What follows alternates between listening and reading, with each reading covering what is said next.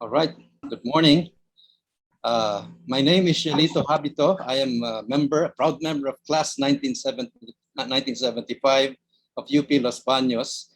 It's my pleasure to be your host on this inaugural webinar leading up to the UPLB-Alumni-Industry Linkages Summit, which will be held on the 6th of November. We have a series of 6 webinars preceding that, and today is our kickoff. And we meant to start with a bang, so to speak, by having none less than our Chancellor, our current Chancellor of UP Los Baños, as our main speaker, and 3 distinguished panelists. Before I go on, let me first give way to our President of the UP Los Baños Alumni Association for his opening remarks. And so I'd like to call on Captain Mauro, or fondly called Manny Barradas, UPLB Alumni Association President. Manny? Well, good morning, Philippines. Welcome to our UPLB Alumni-Industry Summit, the webinar for 2021. I'm newly elected president of the UPLB Alumni Association, and I'm here to welcome everybody.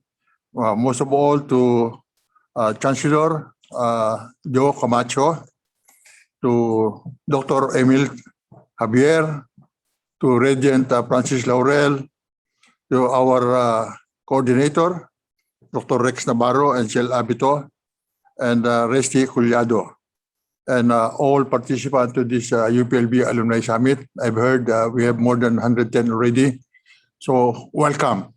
So this is the first time that we are having our industry summit. This is in preparation for the upcoming years that the UPLB Alumni Association is willing to help or assist the university. When I was have my first office here at the Chancellor's office, we are always having a short talk with the Chancellor, and we would like to have a close relationship, unlike before administration, that the Chancellor and the Office of the Alumni Association seems to be not so connected. So now I'm always talking to Chancellor Camacho that the UPLB Alumni Association is always on his side, that we are very much willing to assist what he needs. So especially during the first months of the pandemic, it is the UPLB alumni who helped those students who were trapped inside the campus. So it's not only the process of that helping the students, but the requirement of the university that we cannot give, especially the government. So we are trying to solicit a lot of funds from the graduates of the alumni, at least to spare some of their deposit money that we can give to the university. So as of the other day, I was invited as guest speaker of the UP Batch 75, and I gave them all the areas of responsibilities that the UPLB Alumni Association is willing to assist the university. So we promise Chancellor Camacho that we will be working hand in hand. So this is the preparation. We would like to assist the students, those who cannot afford to undergo the studies for this year, especially that they have to buy a laptop, they have to pay 1,900 a month. So we are willing, the Alumni Association is willing to assist those students that cannot afford to study this coming semester. So again, pleasant morning. Welcome to our UPLB Alumni Industry Summit. This is in preparation, fundraising maybe in the future, so that all the funds that we can get will be assisted to the students and the university, those shortages that the government cannot afford to give. We will just have a point system. We'll approach all those alumni who can afford to give maybe $1 million or 2 or 10. Especially we have Regent Laurel there. We'll just be using a point system. So again, good morning to all participants of this UPLB Alumni Industry Summit. Thank you, po. Thank you so much, President Manny of the UP Los Baños Alumni Association. We will now hear some welcome remarks also from the Director of the UP Los Baños Office of Alumni Relations. So let me just call now on Dr. Eileen Lorena Mamino. Hi, good morning everyone. Magandang umaga po sa ating lahat. I consider it my honor and privilege to welcome you all sa ating kauna-unahang magbibigay sigla para sa ating darating na UPLB-Alumni-Industry Summit on November 6. As I welcome you, I want to assure our alumni na saan man dako kayo ng Pilipinas o saan man dako ng mundo, magkakaisa-isa po tayo, buhay at patuloy ang sigla ng Los Baños Spirit. Sana po matapos na ang pandemic para lahat po tayo ay magkita-kitang muli. Hopefully by November 6 ay magkasama-sama tayo at maging united ulit ng kung ibibigay na pagkakataon. Maraming salamat po and welcome po sa ating webinar series na ito. Thank you, sir. Thank you very much. Thank you, Dr. Mamino. And now we proceed with our webinar proper. I would like to start by introducing our main speaker for this morning. He is none other than Dr. Jose, also fondly known as Dong Camacho, Jose Camacho Jr. He is the 10th Chancellor of UPLB and was elected recently by the Board of Regents at its 1,354th meeting on September 24 and started his 3-year term on November 1, 2020. Now, Dr. Camacho was most immediately previously Dean of the Graduate School of the UP Los Baños from February 2012 to October 2020. At the same time, a professor of our college, my particular college, the College of Economics and Management, or SEM. He is known for his pronounced vision for UPLB, which is future-proofing of UP Los Baños.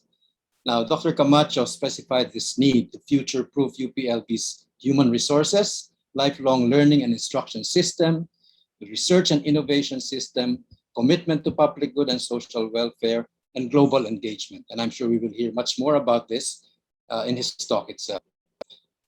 Dr. Camacho first served as the Associate Dean and Chair of Academic Programs and Curriculum of the College of Economics and Management, and was chair of the Department of Economics, my home department as well, in 2001 to 2004. He also serves as the chair of the Technical Working Group on Graduate Education, co-chair of the Technical Working Group for the Expanded Tertiary Education Equivalency and Accreditation Program, both of the Commission on Higher Education. Dr. Camacho finished in 2007 his Doctor of Economics with specialization in economics of education, labor, and human resource economics at Kyoto University in Japan. And I'm proud to say that he was my student. I'd like to even claim my protege, if I may, at the Department of Economics in SEM, way back, I would not say how long ago. Proudly, let me now present our main speaker, Chancellor Jose Dong Camacho. Magandang umaga po sa inyong lahat. Salamat po, Sir Shell, para sa pagkakataong ito para maibahagi ko ng aking pananaw tungkol sa Academe-Alumni-Industry linkage or partnership. But before I proceed, let me first greet all of our alumni, nasaan man po kayong banda ng mundo, Luzon, Visayas, sa Mindanao, at sa ibang panig ng mundo, sa US, sa Amerika, sa Europe, sa Japan, saan mang panig po ng mundo kayo ngayong araw na ito o ngayong gabi. Magandang araw o magandang gabi, isang mapagpalayang araw po sa inyo. I'm very happy that finally we are realizing this vision of truly making a difference for our alumni. At ito po ay nabigyang punto ni Sir Manny kanina sa kanyang opening remarks that we wish to fortify the role of alumni in future-proofing our university. So my talk today will proceed by presenting some thoughts about how do we fortify our alumni as an important stakeholder of the university. And alam niyo po, ang academic literature, marami pong sinabi tungkol sa importansya ng alumni. Hindi lang po mga practical aspects, mga talks, but in fact, even journals have measured the important role of alumni. And then, papasadahan po natin ang alumni support sa mga local universities dito sa Pilipinas, sa foreign universities. And then we will center our talk on ano nga ba ang mga importanteng ambag ng ating mga alumni. Napakadami po, hindi po kaya ng isang oras para ilista lahat ng suporta ng ating alumni. And then we will end by saying some thoughts about how do we enhance the university-industry partnership and how can alumni support us in this aspect. Of course, ang ating pong university ay marami pong mga stakeholders. Nandyan po ang ating mga estudyante na ngayon po ay they're on remote learning because of the pandemic. We have the faculty members and teaching staff, about 4,000 of them, including the administrative and non-teaching staff, our researchers, extension, and professional staff members. They play an important role in our university functions. They're the core of our stakeholders. And then we go outside university where we can list that the government, basically UP is a government institution. It's a publicly supported institution. We have the private sector and the industry. We have local and global institutions, World Bank, Asian Development Bank, non-government institutions. We have local government units and national government institutions. So these are important stakeholders of the university. However, when we assumed our leadership, we fortified our vision in future-proofing the university by making the alumni group as an important university stakeholder. We recognize this role of the alumni, and as I've said, even formal journal articles have supported that theme that our university secures strong engagement and university reputation because of the role of our alumni. Heckman, one of the more famous economists, mentioned about the alumni's discretionary collaborative behavior, which contributes to the effective university-alumni relationship. Ang ibig sabihin ho nito ay there's collaboration and between the alumni and the university. And it contributes to that collaborative behavior because nagiging mas ang relationship ay kahit na walang bayad ang ating mga alumni, but because of the role that they play, no, to enhance the university role in public service, in nation building, no, malaki ang nagiging bahagdan nila, no, that discretionary collaborative behavior.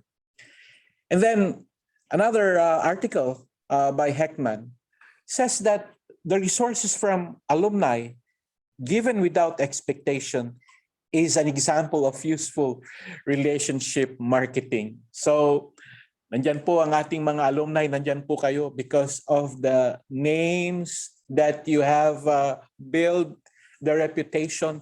Nagiging ini-enhance ito ang pangalan ng university. So, nagiging marketing arm, ano? Yung brand ng university ay gumaganda, no? So, we also note that the university-industry collaboration is bridged and made stronger by the alumni. And you can see this in the journal articles by Richwa Aswati et al. And also, they continued that universities should maintain a connection with alumni and share the progress within the university. I continue this quote from the journal, which says that good and continued relationship with alumni can contribute to increased industry engagement, funding for research, donation, and broader societal impact. No? Ang sinasabi ko lang po dito, dito sa mga journal articles nito, mineasure, no? Na-measure yung impact ng alumni sa society. And Celia Hanniford in 2015 says that, I quote, "Financial donations enable us to offer life-changing scholarships to talented students." So mas specific na po yung involvement ng alumni dito, who may otherwise have to give up their studies. Napaka-real po itong experience na ito, lalong-lalo na ngayong pandemya, because many of our alumni have contributed. They have contributed to the learning of our students na dapat nag-drop na, no? Hindi na po sila nagpatuloy because dahil po sa mga laptop na binigay ninyo, yung mga connectivity gadgets na binigay ninyo, they're able to continue their studies. So, Alumni Associations network and fundraising can help in service delivery and logistics in distance education. Again, I'm quoting this findings by Patrick Shadamoyo et al. Sa Zimbabwe. At napaka-realistic po ito ngayong pandemya, no? Where again, ang ating mga alumni, they have contributed in hosting some of our students to learn in remote learning or in flexible learning approach. Dahil ngayon nga po sa pandemya ay nakasara ang university at nasa kanya-kanyang mga lugar ang ating mga estudyante. And some of our alumni are being hosted, are hosting our students to continue their learning. And I again continue with other academic articles. And from Molly Southwood, he says that an engaged alumni network allows the university to benefit from the skills and experience of our graduates. Moving on, another academic, Peter Locke, says that engaged alumni give back, they come back and share experiences. They are better ambassadors. And Saro Tulankar et al. Says that in a conference, and I quote, "Intelligent, innovative, and effective alumni fortifies a university's reputation." So ito po yung sinasabi kanina, yung discretionary collaborative behavior at nagiging marketing arm ng university ang ating mga alumni because of their reputation. Now, let's go to the experience of other countries' higher education institutions.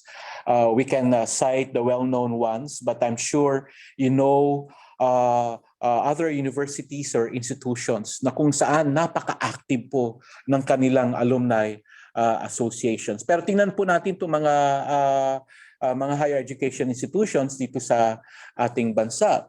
Like for example, the Ateneo-Alumni Association, no? They are contributing to the very core values of inspiring people, no? Because of that Ignatian values, inspiring one another and others to be of service to our nation. Ano po ang naalala niyo ho dito? Itong to be of service to our nation. Sige nga, the pahinungod spirit. Di ba? Kung dito sa Los Baños, yan po ay ang ating Los Baños spirit. No? To be of service to our nation and our communities. And ito po, no? Yung alumni support ng Ateneo na nakukuha ng Ateneo University, no, is a flagship project, no? It's a flagship project of the alumni, and they are able to give back in support of the Order of the Blue Eagles Scholarship and other beneficiaries. No? So, kinuha po namin to, sinurvey po namin para makita po natin ano ba experiences ng ating mga alumni association.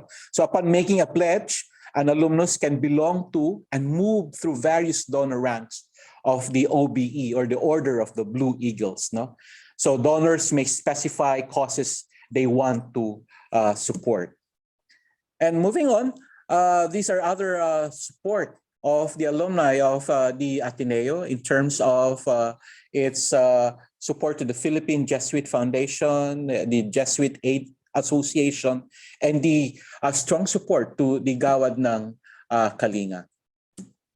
Now, let's move on to the LaSalle University. So sa LaSalle, no, primary external resource generation ang role ng alumni, which maintains long ties between the various benefactors or stakeholders of the university. They are responsible for the implementation of raising and fundraising initiatives that are essential in advancing scholarship. So katulad po sa Ateneo, prominent ang scholarship funding, no? Pero mas nakita ho natin dito yung faculty development, no? Makikita po natin yan mamaya sa case ng UPLB.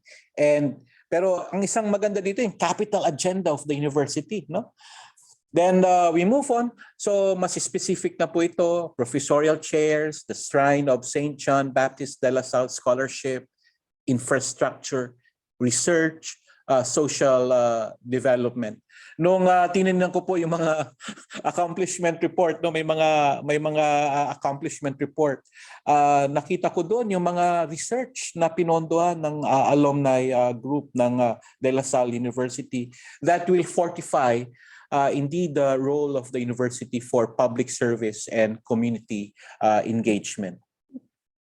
Then also nandiyan po ang mga support pa ng LaSalle alumni, yung Dr. Andrew L. Tan Data Science Institute. So sila po ang naging prominent sa pag-establish ng mga ganitong activities or programs, no? Yung collaborative e-learning space, and then the construction of the St. Matthew Gymnasium sa Laguna campus. Then nandiyan din po yung pakikipag-ugnayan nila sa Security Bank Foundation, no, to support the scholarship, and then the BSP DLSU talent acquisition through scholarship program. So even they have engaged, no, actively the government, no, in supporting the affairs of the alumni. Now let's quickly browse through the experience of alumni groups in universities abroad. So nandiyan po ang premiadong Harvard University, no? Harvard is funded by endowment, and in fiscal year 2020 the total endowment is 41, no? Almost $42 billion. No? Napakalaki pong endowment yan, no? Pero how come Harvard is able to achieve such status as pinaka-premiadong university, no? So that endowment is the largest financial asset. It's a perpetual source of support for the university to contribute to its mission on teaching and research. And it is made up of more than 14,000 funds. Two largest funds support faculty and students, including professorship and financial aid for students. So malaki po ang alumni support po dito.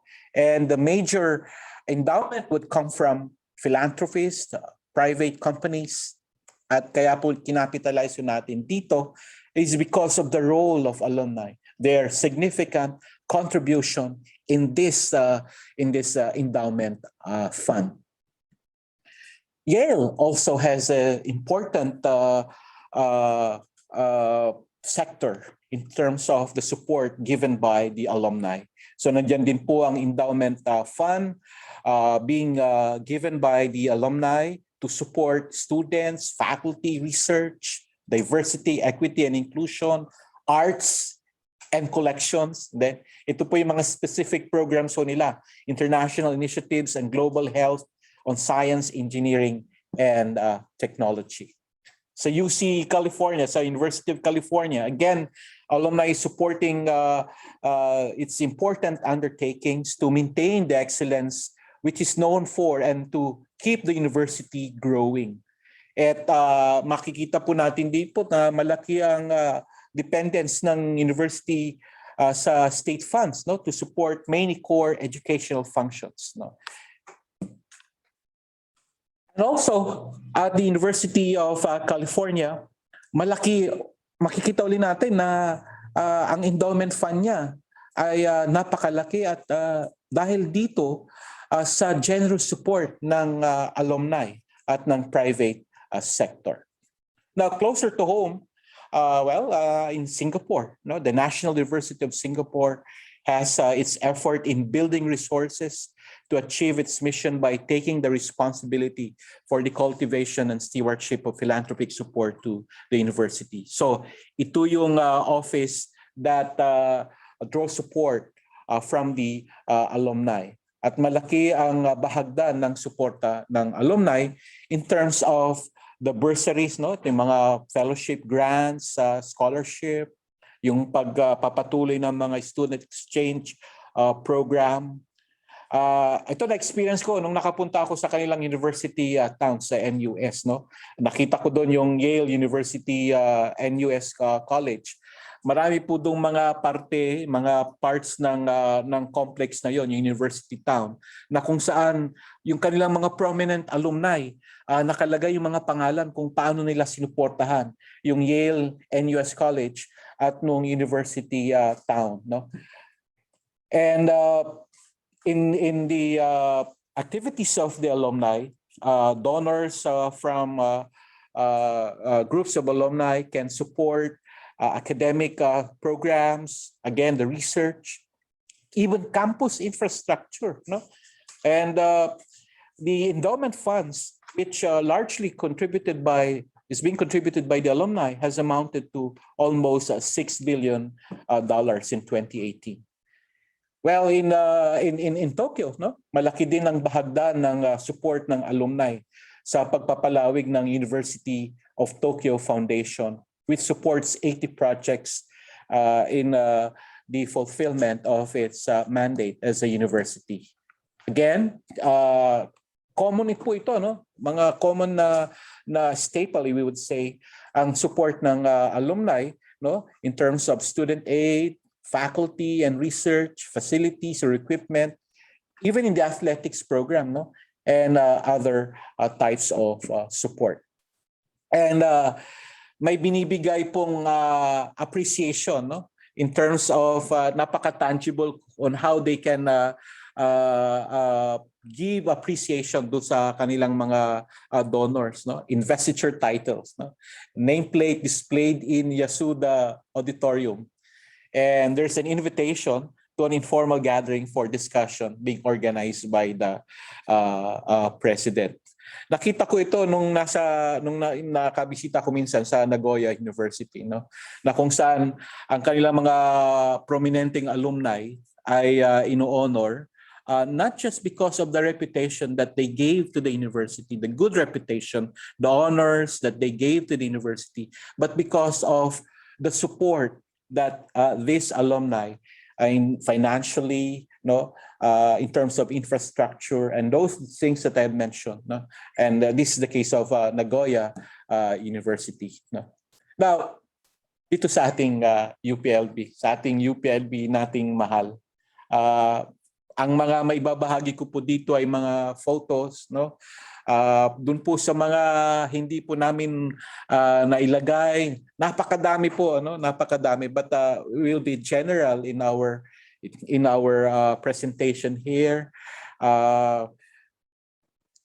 Recently, nung 3 or 4 months ago, the Chemistry Alumni Association has initiated the project, the Limenta project. I was there, and itong project nito is a income generating project that will support the activities of the Institute of Chemistry, no?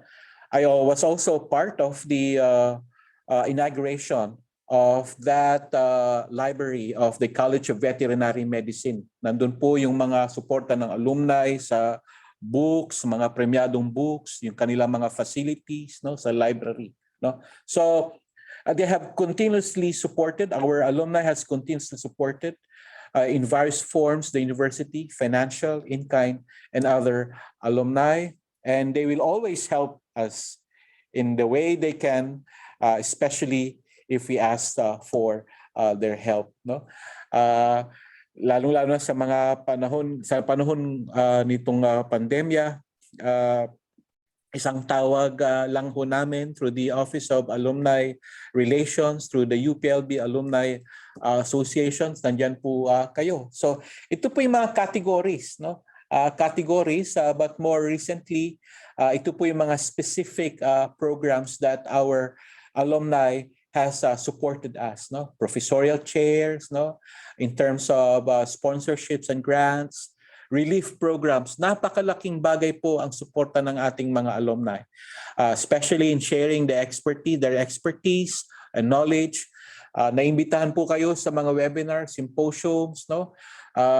Of different topics closer to home, or pag sa klase, naimbitahan po kayo ng ating mga professors, no?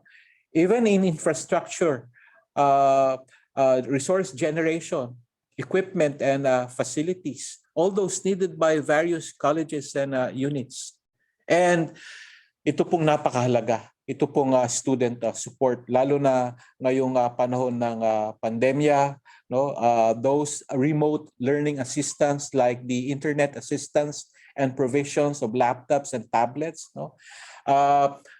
Ang nakala po namin is at even at the unit level, ibig sabihin at the department level, at the institute level, may mga kanya-kanya po silang mga initiatives, no? Ang naging paraan po ng Office of the Vice Chancellor for Student Affairs, ang sistema niya ay sana man lang ay makuha nila ng impormasyon para hindi po nagdodoble-doble yung suporta sa ating mga estudyante sa pagbibigay ng laptops, ng mga connectivity assistance. So, ito po ang mga litrato na nakalap po namin na binigay po ng mga alumni associations po ninyo to support college initiatives and programs sa VetMed, no? Sa engineering, ito ay sa engineering, sa CAS, ano? Sa CAS, nandito po lahat. Hindi pa po lahat, ano? By the way, hindi po to lahat, ano? Wag po kayong magtampo.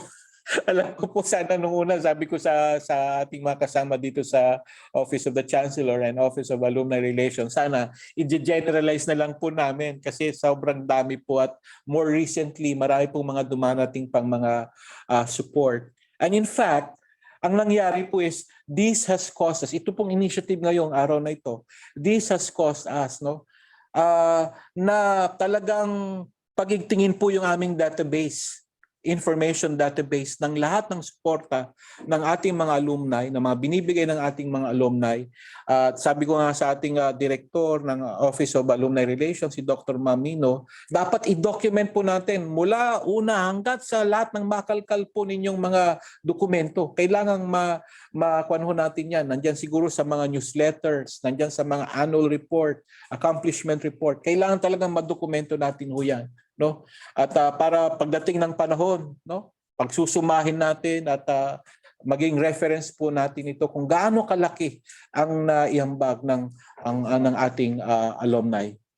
So nandiyan pa po ang iba pa, loans, endowment funds, awards from alumni, mga professorial chairs. Ang isang importanteng professorial chair na iambag ng ating alumni kay Regent Laurel sa College of Economics and Management na i-launch ng SEM noong Marso. So nandiyan pa ho ang mga iba pang mga listahan, no, ng mga suporta, no. Yan, napakadami po. Malulula po kayo. Now, let's go to the meat of this session, this today's webinar. At ito po ay nabanggit ko sa ating mga alumni, ang mga officers led by Sir Manny, Dr. Collado, nandyan po si our national scientist, Emil Javier, nandyan si Ma'am DR, Sir Ruben, and ang mga alumni po na sumusuporta ngayon, ngayong webinar. Nung tayo po ay naluklok sa pwesto bilang Chancellor, ay hindi po isang lip service para sabihin po natin na hindi, gagawin natin ang alumni na maging mas aktibo pa. Kasi kahit nung hindi pa po tayo naging Chancellor, ay talagang aktibo na po ang alumni. Ang sinasabi ko lang po ay there should be an institutional mechanism and support where our alumni can identify na ito ang naging naambag nila at the institutional level. Yes, at the personal level, mas marami on their own initiatives. But what we wish to undertake in this leadership is that kasama niyo po kami. Kayo po ay kasama namin para sa pag-future-proof ng university na ating minamahal. But more importantly, on how are we going to partner our initiatives to advance the industry, the welfare of the industry, the welfare of the economy, our communities. No? We wish that the alumni can play a great role. No? At nabanggit ko din ko ito kay Sir Rex Navarro. This perceived mismatch between what we are producing as a university, our graduates, no? And what the industry requires. In closing the gap, that mismatch, in bridging theory with practice. The theory being initiated in the university. Ito po mga dinidiscuss nating mga theory, mga perspectives. No? Pero minsan, napaka-alien po sa ating pong mga estudyante. Ano ba talaga ang nangyayari sa industry? Sa actual practice? Sa totoong mundo ng employment? Sa totoong mundo ng trabaho? No? And we wish that our alumni could play a great role in bridging those set of theories in the actual practice in the industry, closing that gap and mismatch, and to provide practical experience and opportunities for students to hone their talents, their skills through internship, OJT, farm or field practice, and various forms of immersions and collaborative projects or programs. Ngayon pong school year, na-implement formally itong internship.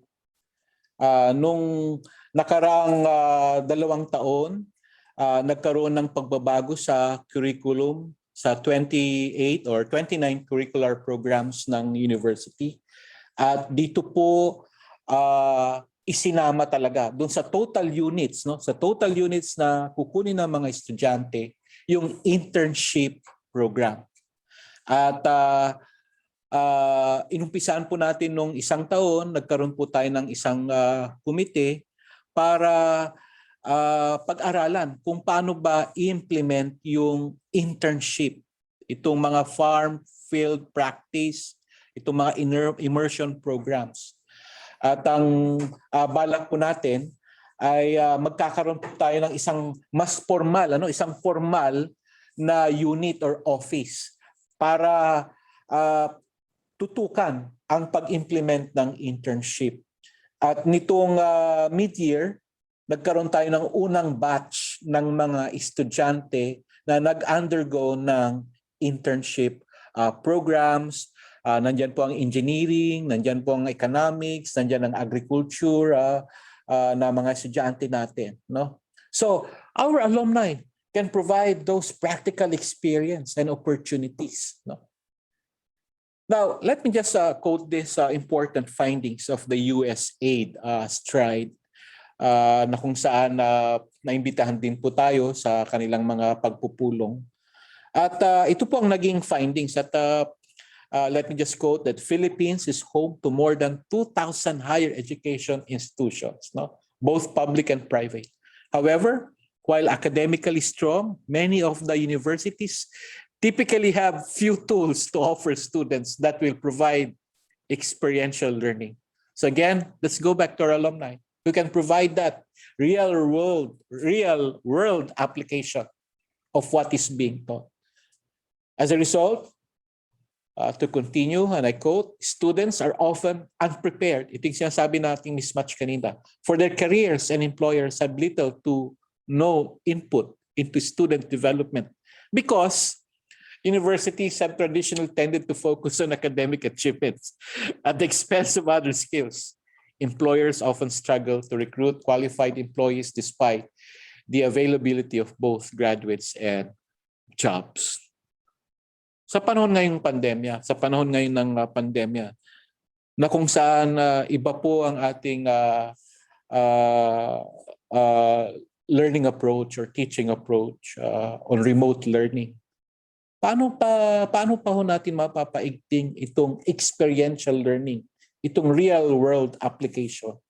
No? So kailangan po natin ang tulong ng ating mga alumni. Next is to provide employment prospects.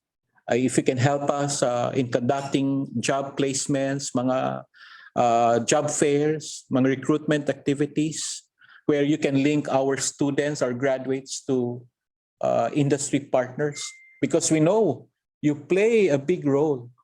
You play a significant role in the industry. Kayo po mismo ang nagmamanage ng industry. We wish that our alumni can help us mentor our students to gain academic, practical, and lifelong learning skills where you can serve, no, as role models. Imbitahan po namin kayo sa mga webinars.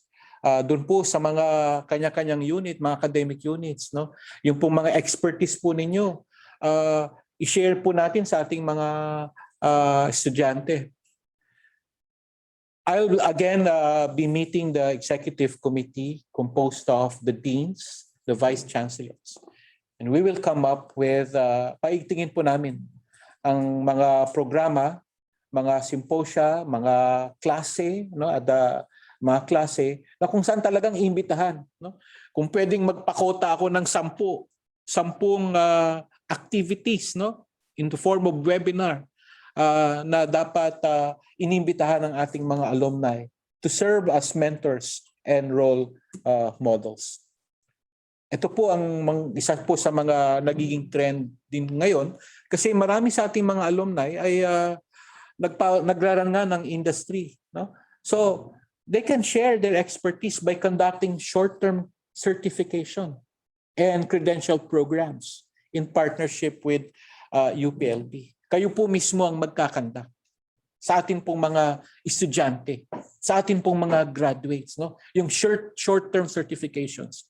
Malaki po ngayon ang debate na dito sa pagbabago, sa patuloy na pagbabago ng higher education system. Yung tinatawag nating the process of credentializing, no? Pagbibigay ng credentials, no? Kung kailangan pa ba ang degree program, BS, Masters, kung makukuha mo din naman ito, no, sa YouTube, sa internet, sa Google, tapos magkaroon lang ng real practical experience programs through short-term certifications, no? Our alumni can play that big role.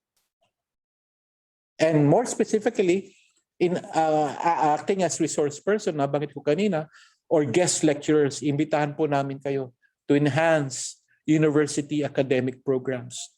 At lagi ko pong naririnig, may mga alumni, mga kaklase po ako na, ano ba naman yung curriculum na? May mga nabanggit po ako na may, I think Sir Shell, naging professor po namin siya nung kami po economics majors, no?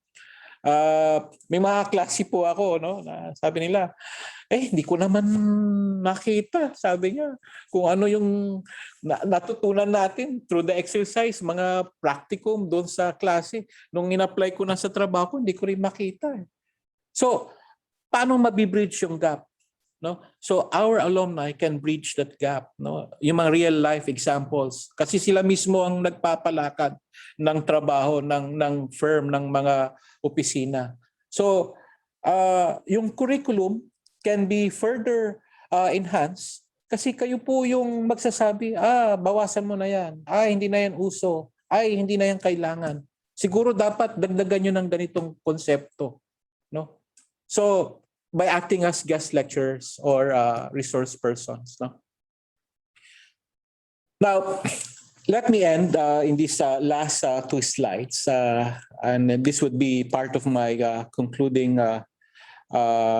remarks by citing again. Let me go back to an academic article which cites the role of our alumni, where as Snyder and Winia et al. In their article entitled Alumni Loyalty Drivers in Higher Education. No? Isang premiadong journal article po ito, Social Psychology of Education, no? Isang journal. Sabi niya, and I quote, "Strong alumni relations can be of enormous value to a university. Alumni may assist the university from which they have graduated, resulting in non-monetary or monetary support." Nabanggit po natin lahat yan kanina, nailista na ho natin, no? Both in universities abroad and in the Philippines. And I may continue. So their involvement can contribute to current students' higher educational experience, such as by the reflection on current curricula and future job opportunities. No? And in addition, I quote, "Engaging with higher education institutions in designing and delivering curriculum not only allows businesses to influence the education of the future workforce, but to engage with prospective future employees through their educational experience." And to continue, no, due to their more prominent role, yung marketing role kanina, no, alumni could be regarded as among the primary stakeholders of higher education institutions. So ito pong mga mini-mention dito na mga authors, lahat po talagang nagpakita ng ebidensya ang malaking role ng alumni. As a result, alumni loyalty has become an increasingly important strategic theme for European universities. No? Alumni loyalty can even be called a key factor for higher education institutions' survival and success. I end the quote. Let me end by this remark that we wish to recognize our alumni. To play, my plea is for you to play a significant role in future-proofing our university. I mentioned this in my vision. What are these elements of future-proofing our university? As mentioned by Sir Shell kanina when I was introduced, in our lifelong learning system, in our innovation and research system, in our academic curricular program, in our global engagement. So we wish that you play a greater role, a significant role in producing a steady supply of resilient, future-ready students and graduates who are responsive to the needs of the industry and the requirements of the local and global economy.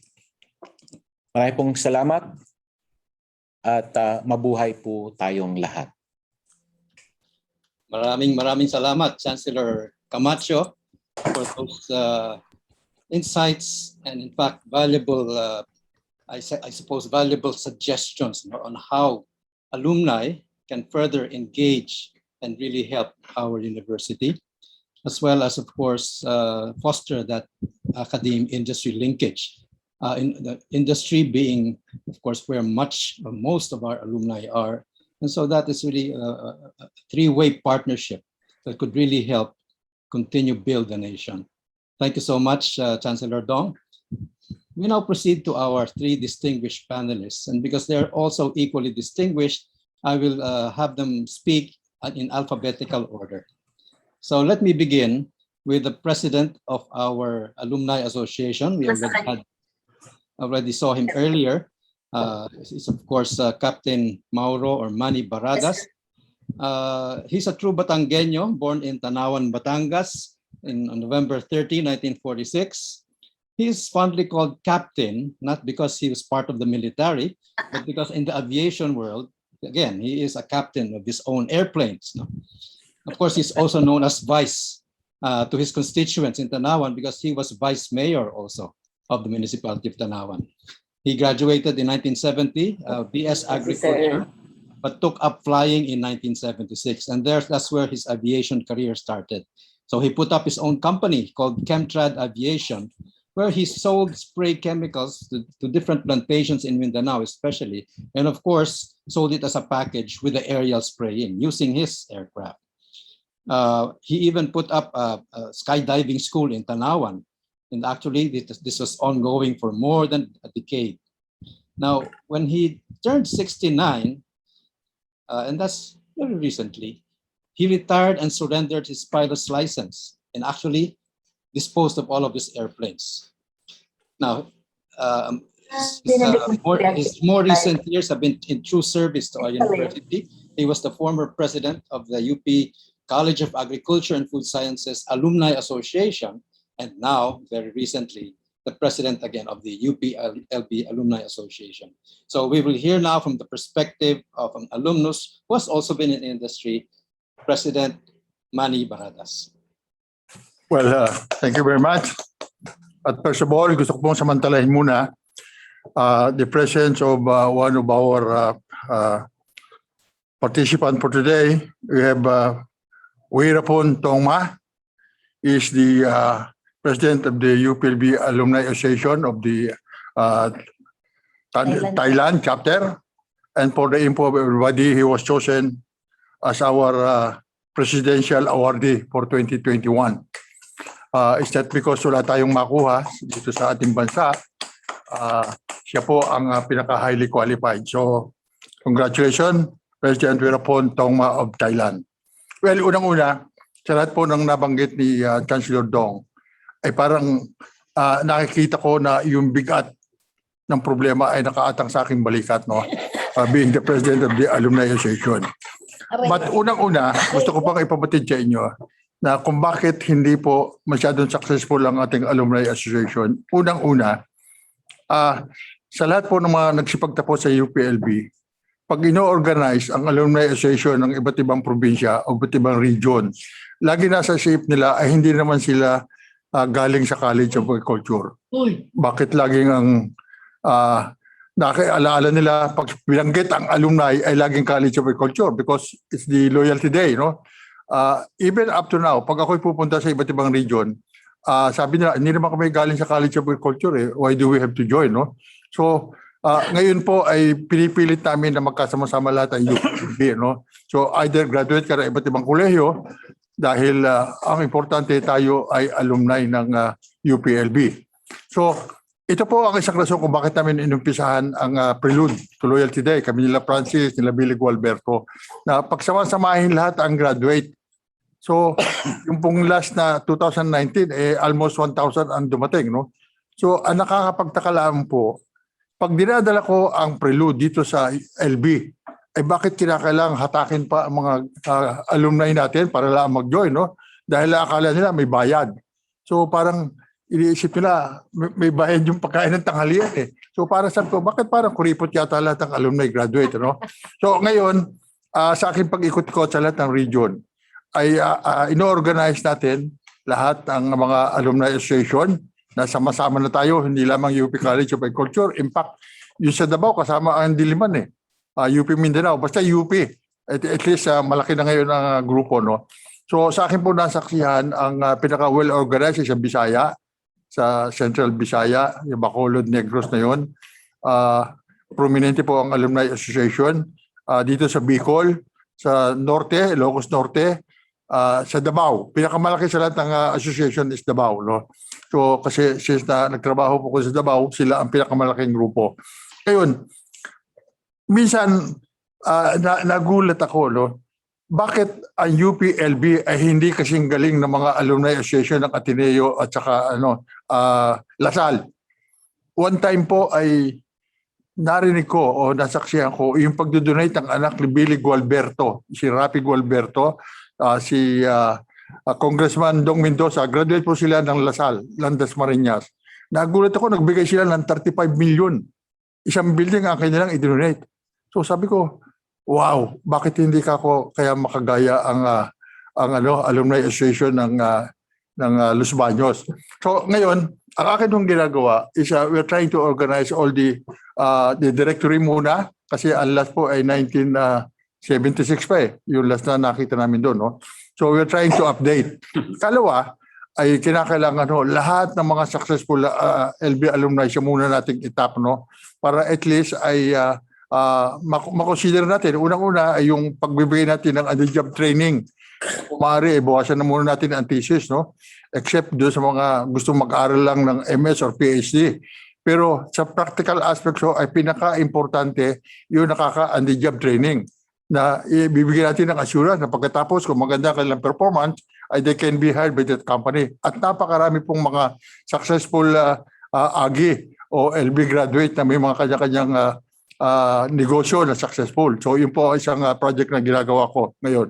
So ikalawa po ay nakikita natin na ang number one na project ng mga alumni ay fundraising. So sa akin po ay pangalawa lamang yun. Ang importante ay paano natin may babalik ang loob mga alumni na bumalik dito sa LB at makipagtulungan. Yung pong mga nag-graduate mga 50 years ago na LB graduate ay napakarami na pong assist na pwede nating mahingi. No? Like what we are doing na kung sakaling meron ka mga excess na mga halimbawa bus, sasakyan o whatever, makinarya, mga traktor na pwede yung ma-donate sa LB, I will appreciate. No? So yun po ay isang project na dapat gawin ngayon siguro. So ang pinaka-importante ay paano natin matatap lahat ang LB graduate na bumalik sa universidad. Kasi ang nangyayari po ay tuwi lamang Loyalty Day, October 10, ay saka lamang bumabalik. Pero wala naman pong silang magawa after 12 o'clock. No? So yun po ang tingin ko ay dapat ipagtulungan ng university at ng Alumni Association kung paano natin mahikayat ng ating mga alumni graduate na bumalik dito sa universidad.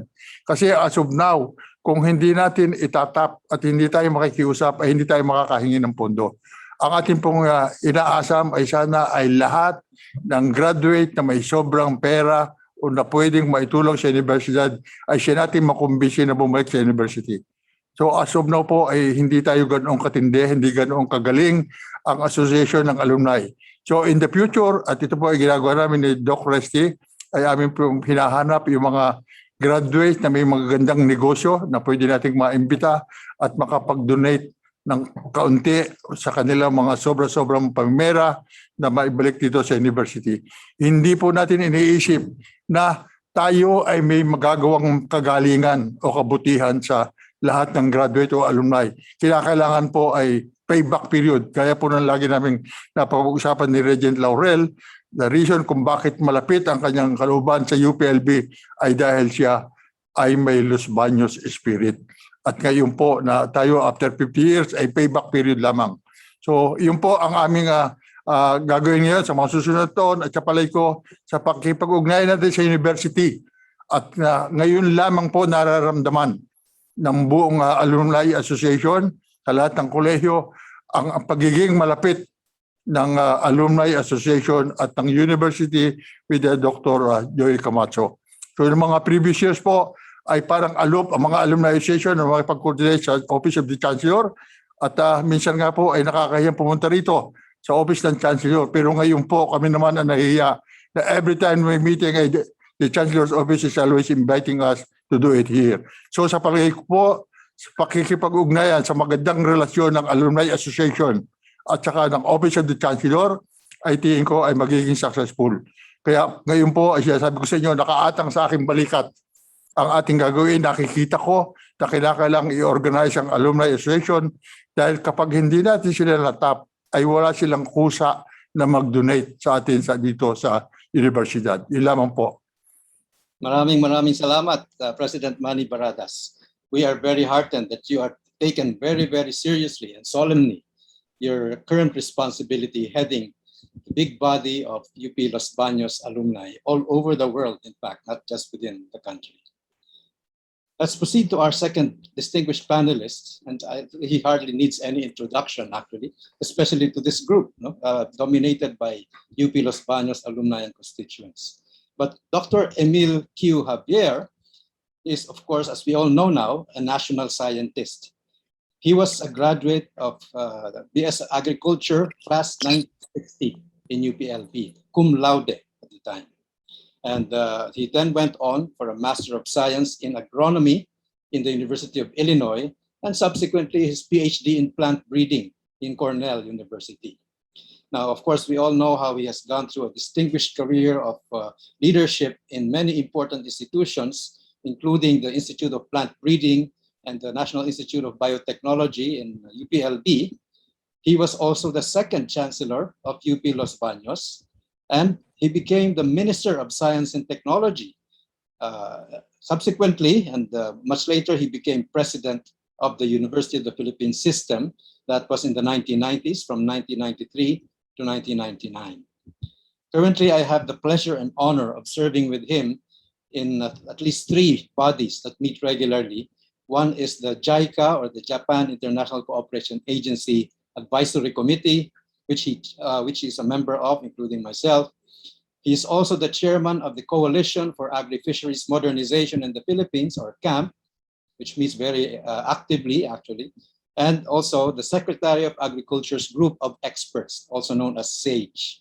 So without further ado, let me present to you our second panelist, our national scientist, Dr. Emil Javier. Thank you, Shell. Do you hear my voice clear? Yes, we can. Okay. Maraming salamat, Dr. Abito. Let me begin by seconding my greetings to all the alumni who are with us this morning. By the last count, I saw that there are at least 186 alumni who have joined us in this important event.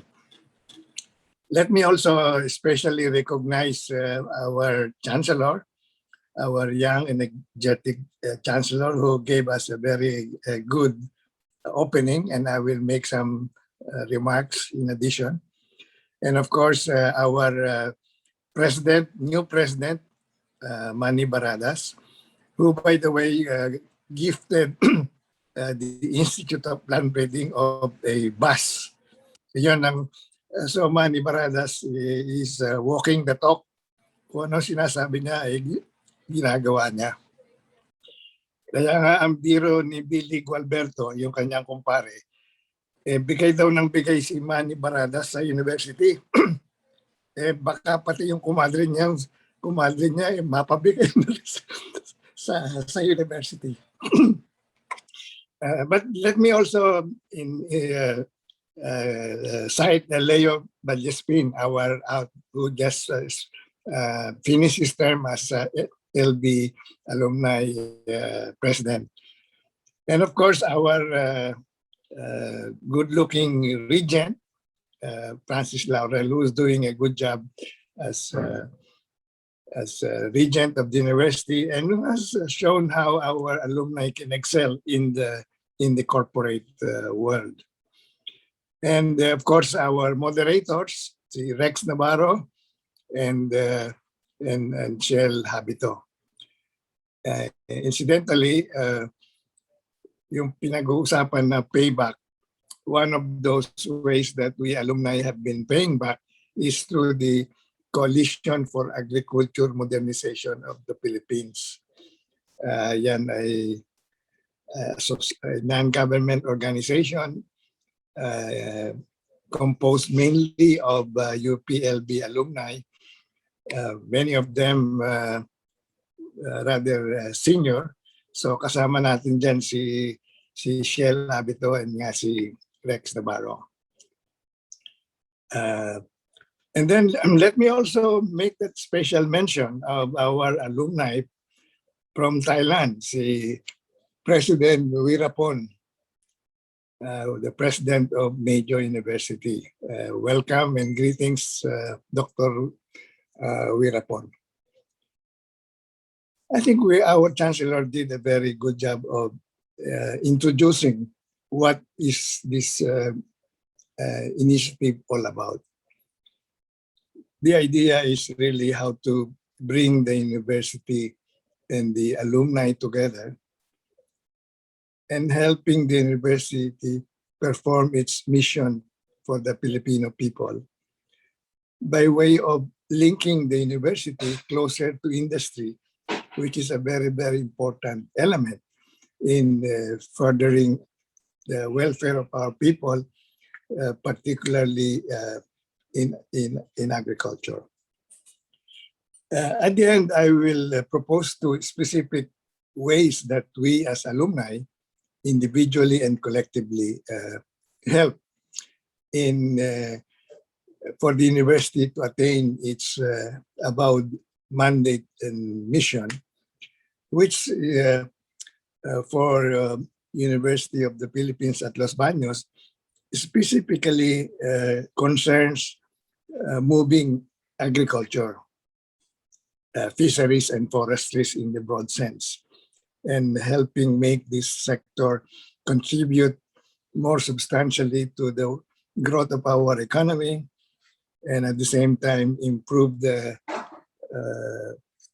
living conditions of people in the countryside. So as a background, I think we should appreciate, without excluding other sectors, that our preoccupation as the leading institution of higher learning in the Philippines is really agriculture, fisheries, and forestry. And I think by now we should be aware of, in fact, recognize that the agriculture sector has not been doing very well during the last few decades. And, and therefore, as the leading agricultural university in the country, it's incumbent on UPLB, including us and particularly as alumni, to ask ourselves whether we are doing the right things or we are doing enough to make the sector of agriculture be a substantive contributor to our economy, and of course the welfare of the people in the countryside. And obviously the answer is not quite, because if you compare our agriculture with our ASEAN neighbors in the metrics of primary productivity per hectare, we are way below the other ASEAN countries in 20 crops which are common to all our countries. We are the only food agriculture and importing country in the ASEAN. All our neighbors have huge surpluses in food and agriculture trade. And we are unfortunately the only one who is import dependent.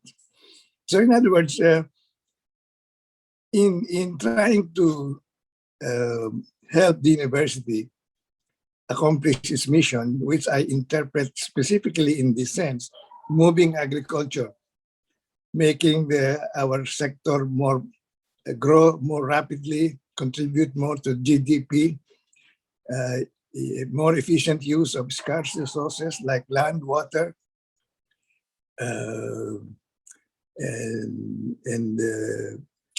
biodiversity is really the main purpose, among others, is our alumni closing ranks with the university in trying to improve that part of our economy, specifically agriculture. Now, I think Shell and many of us and Rex and those who have been, and all of us have been looking at agriculture closely. uh, our agriculture is not doing well compared with our ASEAN neighbors because the majority of agriculture is composed of small farmers. And these small farmers, because of their small farms, which do not have economies of scale, are unable to successfully access technology, credit, inputs, and markets to make them more productive producers. And therefore, I guess part of the analysis is how to help that sector of our agriculture move up. Because after all, Philippine agriculture consists of two parts. The corporate big farmer sector, which is very productive and globally competitive, but they constitute a minority of our agriculture. The majority are the small farmers. And the problem had been associated with the fact that our farms are small, fragmented, and they don't enjoy economies of scale. And for political reasons, we engage in agrarian reform. So we are, in fact, exacerbating the problem. And because of our culture of inheritance, equal inheritance among all siblings, so every generation, our farmlands are getting smaller and smaller. Now, the other phenomenon that we recognize we have to address is that the supply chains or the value chains in agriculture, our supply and value chains are not as good or as competitive as with our neighbors. And therefore, this is an area that we have to address more, especially us in the university, because historically, our strength in the university had been in the primary end of the value supply chain, the actual growing of crops, livestock, fisheries, and forest trees. But the real value or the added value, we are missing out on the added value. And I think we have to come around to the realization that primary production or primary agriculture contributes only about 9% of our GDP. But the food and beverage manufacturing sector, which relies on agriculture for its raw materials, constitutes 27%. So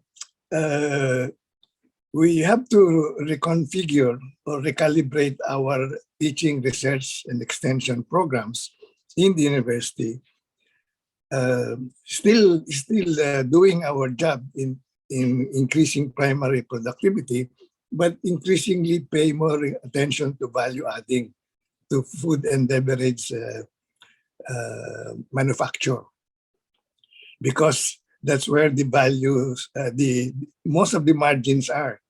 And this is one explanation why our farmers remain poor. Because even though you improve your primary productivity, but the share of the profits in the value chain is very small for primary production. And therefore, part of our strategy as a university ought to be that the small farmers should be organized into associations, into cooperatives to enjoy economies of scale. And so they can be more effective and formal participants in the supply chain so that they will partake of the margins that accrue in the downstream of the value chain, not just on the primary production part. So if we go back to why we are conducting this event, for the alumni to rally behind our alma mater and help alma mater to perform its mission on mandate for the Filipino people. Clearly, among other things, we have to look into how do you improve productivity of the small farmers and how to generate more jobs in the countryside And how can the farmers partake more equitably of the margins or profits of the agriculture value chain? So what I'm coming down to is that clearly the university must recalibrate its teaching, research, and extension functions to pay more attention to agribusiness. Yan naman ang linya ng ating Chancellor at ni Regent Laurel. It simply means that we have done some, but we are not doing enough in agribusiness. We have to put in more effort in agribusiness.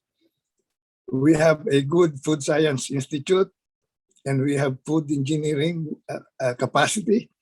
But again, obviously, the conclusion is we are not doing enough, and we have to do more. So the idea now is, among other things, to improve our agribusiness and value-adding activities in our teaching, research, and extension. So we go back to the question. Among the many options that the alumni can take to help the university, of course, in the last part of the discussion of the Chancellor, he highlighted how much endowments the universities in America have by way of donations from their alumni. And back home here in the Philippines, LaSalle and Ateneo are doing very well as far as direct alumni cash contributions. Unfortunately, in UP, we still have not developed that tradition to the same extent as our friends from LaSalle and Ateneo have. But maybe as an aside, when I was still in the service, realizing that we have not, we don't have that tradition as yet of philanthropy, and we have not done enough in that regard. There were still other ways of exploiting the alumni. And because we are a state institution, of course, the most obvious source of resources is the national budget. And this is where, in my capacity as Chancellor and later as President, I made very effective use of our alumni, especially our friends in Congress, in the lower house and upper house, those who are in the appropriations committee. And so, in a way, our alumni are doing their share, but not as direct contributors, but by way of the budget process. In addition, as an aside, I recall when we established UP Mindanao. By the way, UP Mindanao became a university because of the alumni in Davao, led by our friend Sebastian Angyongto. They were really the prime movers of the establishment of UP Mindanao. But I'm trying to cite this because in addition to establishing UP Mindanao, through the efforts of Victor Ramos, an alumnus, he was able to swing 3 land grants for UP Mindanao, a 5,000 hectare land grant in Marilog district between Davao and Bukidnon, and another 3,000 hectares in the La Compostela Valley, and of course the UP Mindanao campus. In other words, through Victor Ramos, by those acts alone, of course, getting the approval of President Ramos, he contributed no less than 1 billion, because at that time, the plan of the UP alumni was to generate 1 billion. So I told Victor Ramos, if you just have these land grants granted to UP Mindanao, you have already put in the equivalent of 1 billion pesos. Well, anyway, that's an aside. But I think it's good now that we are really making this extra effort to appeal to our alumni including that in UPLB, to come and share whatever they can by way of their material resources.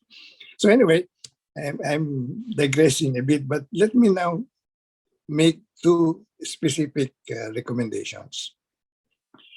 Well, in the first place, the question is, why can't our alumni be agricultural entrepreneurs themselves? Why? Although we do have many good examples of alumni being entrepreneurs themselves. So that's an effort that we can make an effort of helping our young graduates who we are now teaching entrepreneurship. We have included entrepreneurship in the curriculum, how they can put up their businesses. So the idea is, my suggestion is for us, the Alumni Association, to have a one-stop shop for advice and information to all our aspiring UP alumni entrepreneurs. Because as an entrepreneur, you need a lot of help. You need advice on technology, advice on sourcing of inputs, where you could source inputs at this discount, help in accessing credit, because we have connections. After all, the Land Bank president is an alumna, Cecil Borromeo. And of course, access to markets and business connections. So the idea is all our aspiring UPLB entrepreneurs can always call up the university and get all this assistance and support by way of information and business connections.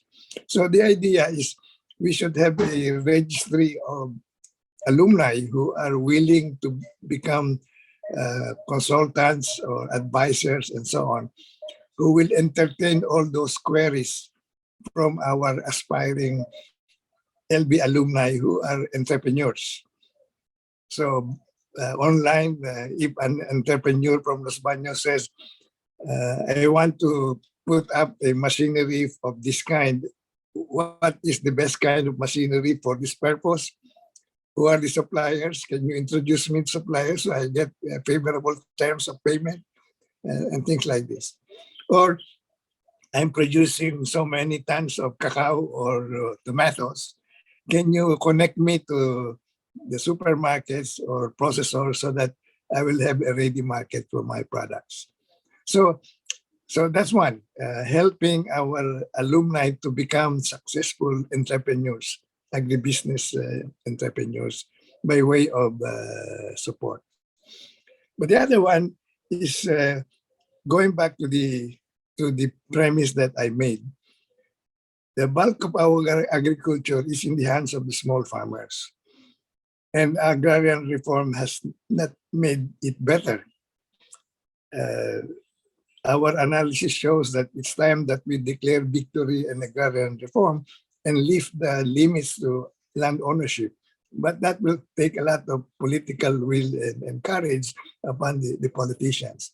So in the meantime, what we can do as alumni is be champions in organizing farmers into cooperatives and then linking them to the corporate world. Because many of us have connections in the corporate world, we are managers and so forth and so on. So we should be champions of inclusive business models so that the farmers to their cooperatives can be part of the supply chains so they get equitable share of the profits. So that is the second avenue for us alumni to help in our influence and connections to help organize farmers, being organizers or members of co-op ourselves, or as consultants in business development of the cooperatives, in the same manner, linking them to suppliers, linking them to markets, and so forth and so on. So there are two specific avenues that I am proposing, that we have this one-stop shop capability to provide support to our alumni who are startup or in the business themselves of agribusiness, or in our specific roles to be the lead champions in organizing farmers and linking them to the corporate world in inclusive business arrangements. Kasi for example, in the world export, this is exporting is a game for the big boys. The small guys won't have a chance. So the only way is for our small farmers to be linked with the corporate organizations to be part of the supply chain. So repeating, yung first one is helping our individual alumni entrepreneurs. And then secondly, to be champions in organizing the farmers to get around the problem of smallness, consolidate and cluster them, and then mobilize them so that they'll be part of the supply chain by way of inclusive business arrangements. So when we can do this by the alumni tying up with the ugnayan ng pahinungot. We have such a facility. This has been around for many years, and they've been helping our students expose them to volunteer work and so on. But the Ugnayan Pahinungod, which has its own building and office, by the way, that building and office was put up by Ruben Villarreal. That could be the secretariat, who will have the registry of alumni volunteers and who will entertain questions and so on. But we could do it virtually so that an alumnus entrepreneur can pose a question and said, I need a buyer for my tomatoes. So our alumni who will be reading the online can say, oh, yes, and I'll link you to this processor. So the idea is the Alumni Association need not put up a new governance management structure because we have the Ugnayan ng Pahinungod. And this is already funded by the Office of the Chancellor. So this idea of volunteer advisors, consultants, business coaches, and so on can be tapped and systematized by way of the Ugnayan ng Pahinungod. So anyway, I'm sure there are many things that we can do in teaching, research, and extension, in fortifying our agribusiness offerings and so on, our food and beverage and food engineering capacity, our trade analytics and so forth and so on. But I just cited two specific ways of we can organize now without much effort, without much capital outlay needed, to help alumni, young alumni who want to be entrepreneurs, and even those who have been in the business long, but who would need some kind of assistance. And then, of course, being champions of farm consolidation, clustering, so that the small farmers can form larger management units which have economies and scale, which could be readily incorporated into inclusive business arrangements with the corporate world, so that they will get the benefits, the full benefits of the value of the value chain. So I hope we could take a look at these two options. Salamat. Salamat, Dr. Javier. Maraming salamat for those very useful insights and in fact valuable suggestions. In fact, meron na tayong immediate response from Marietta Huang, who is the Regional Director of the Cooperative Development Authority in the Cordillera Administrative Region. Sabi niya, I'm interested in the proposed project to help us volunteer consultant for cooperativism. So we hope we can get many more of that kind of response from our alumni. And so indeed, there has to be much stronger engagement of our alumni through industry with the university. Okay, let me give way to our third very distinguished panelist. I think we all also know UP Regent Francis C. Laurel.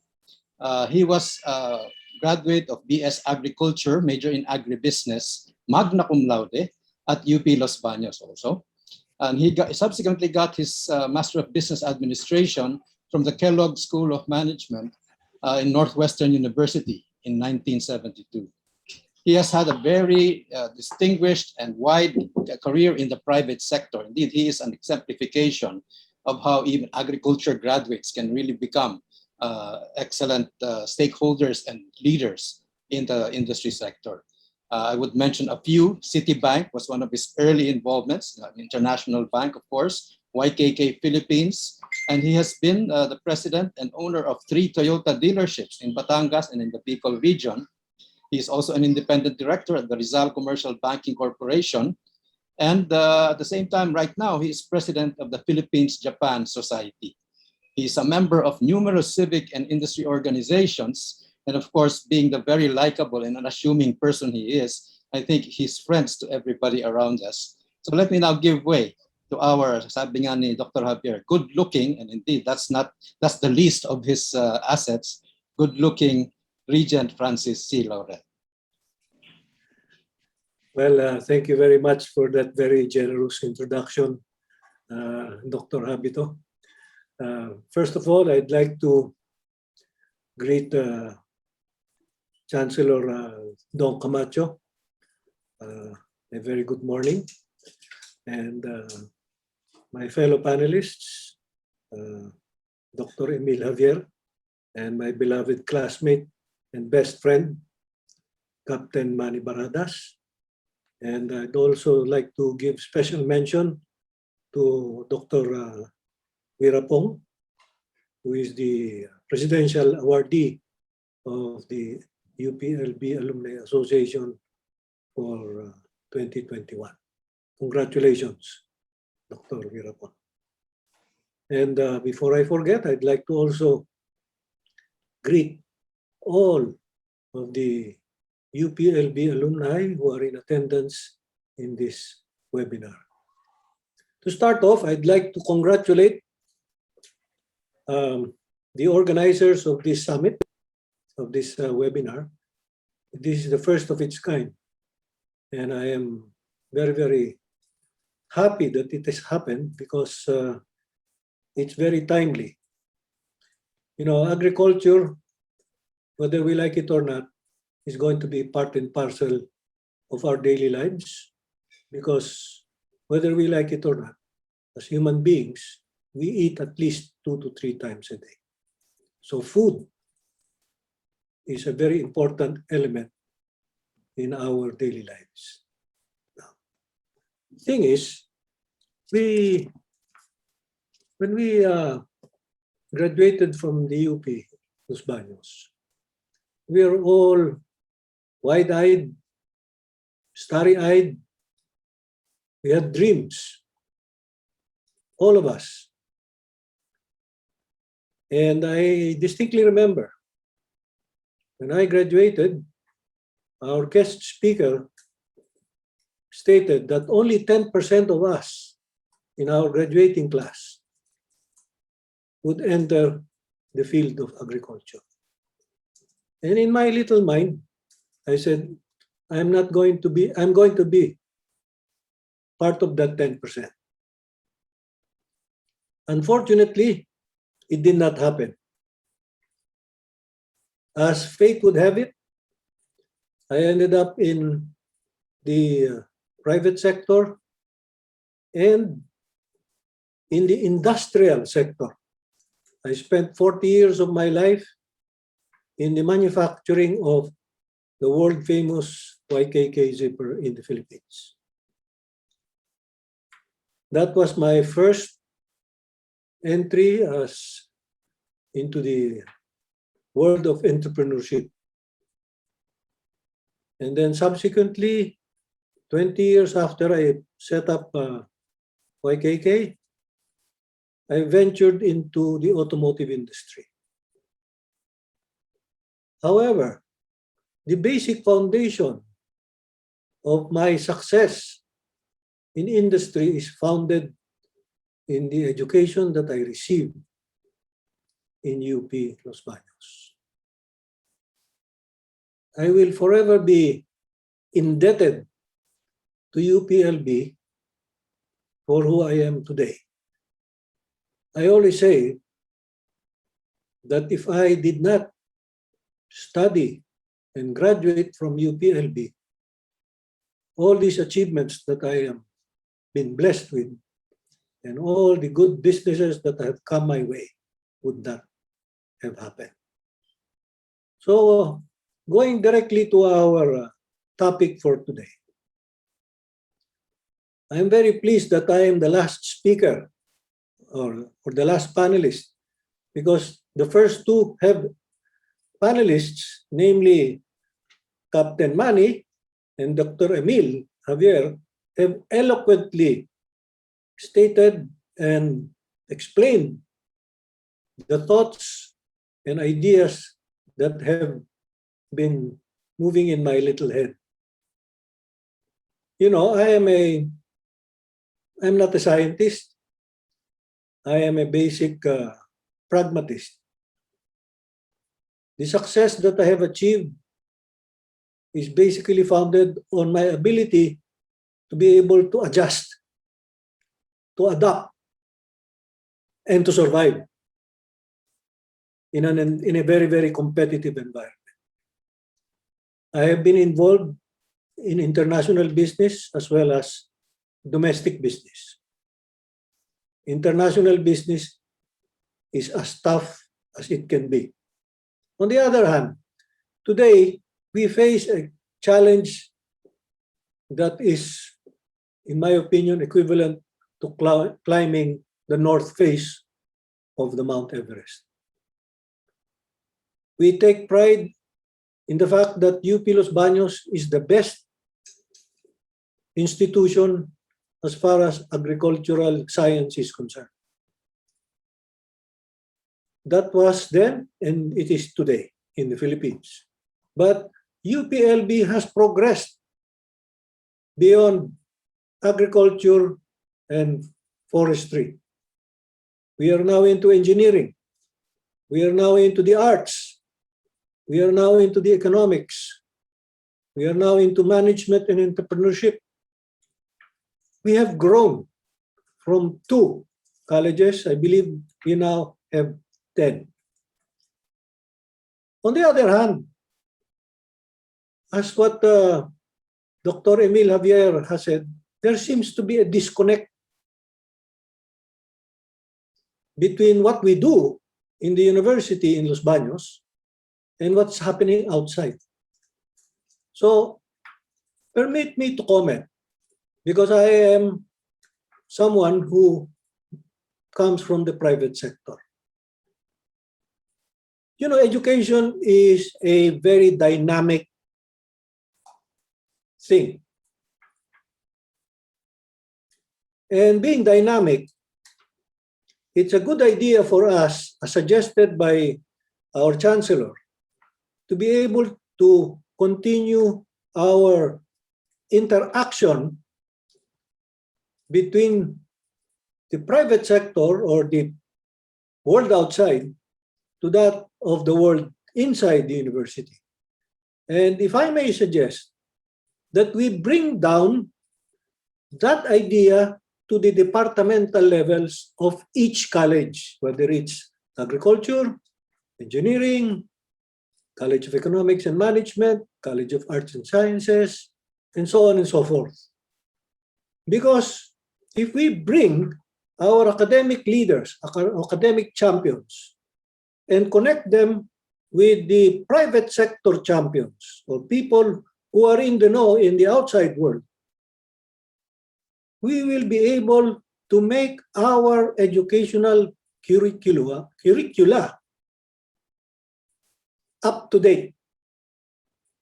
Hindi tayo maiiwanan. And I endorse the idea that was suggested by Captain Manny, that instead of having a thesis for our undergrad program, we will have serious and very, very hands-on, on-the-job training for all of our graduating seniors, whether they're from the College of Agriculture and Food Science, or any college for that matter. Because on-the-job training is what you see on the ground. This is something that you do not learn in class. Believe you me, that is the way to teach the young people, number one, the practical aspects of the science that they're studying, and at the same time, learning how to survive from the mentors who will be providing them these experiences. On the matter of our little farmers, I do agree with Dr. Emil that our agriculture is so backward because we are challenged by the fact that we have small farms, and it's going smaller and smaller because of our culture of inheritance. And I do subscribe to the development and active usage of cooperatives. Ako ay isang Batanggenyo. And the two most successful cooperatives in the Philippines hail from my native province, Batangas. Limcoma and Sidsi. While the history of agricultural cooperatives has been not so good, it doesn't mean that it will fail. We have successful co-ops, and I specifically mentioned these two, Limcoma and Sidsi, as prime examples of what cooperatives can be. So I endorse the idea of creating these opportunities so that we can help our little farmers grow by way of cooperatives and the linkages.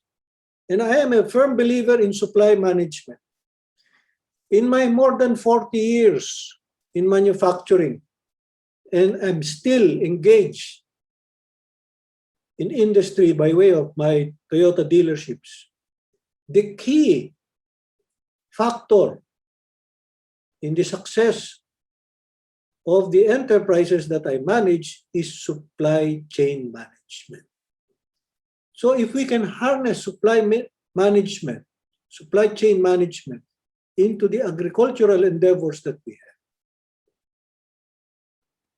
it may not happen tomorrow, it may not happen next month, but it can happen if we put our little heads together and create this environment of efficient, effective supply chain management. Now, this issue of productivity is always a very, very challenging aspect of agricultural production. We are composed of, I think, 13 regions in the Philippines. And each region has its own specific favorite crop.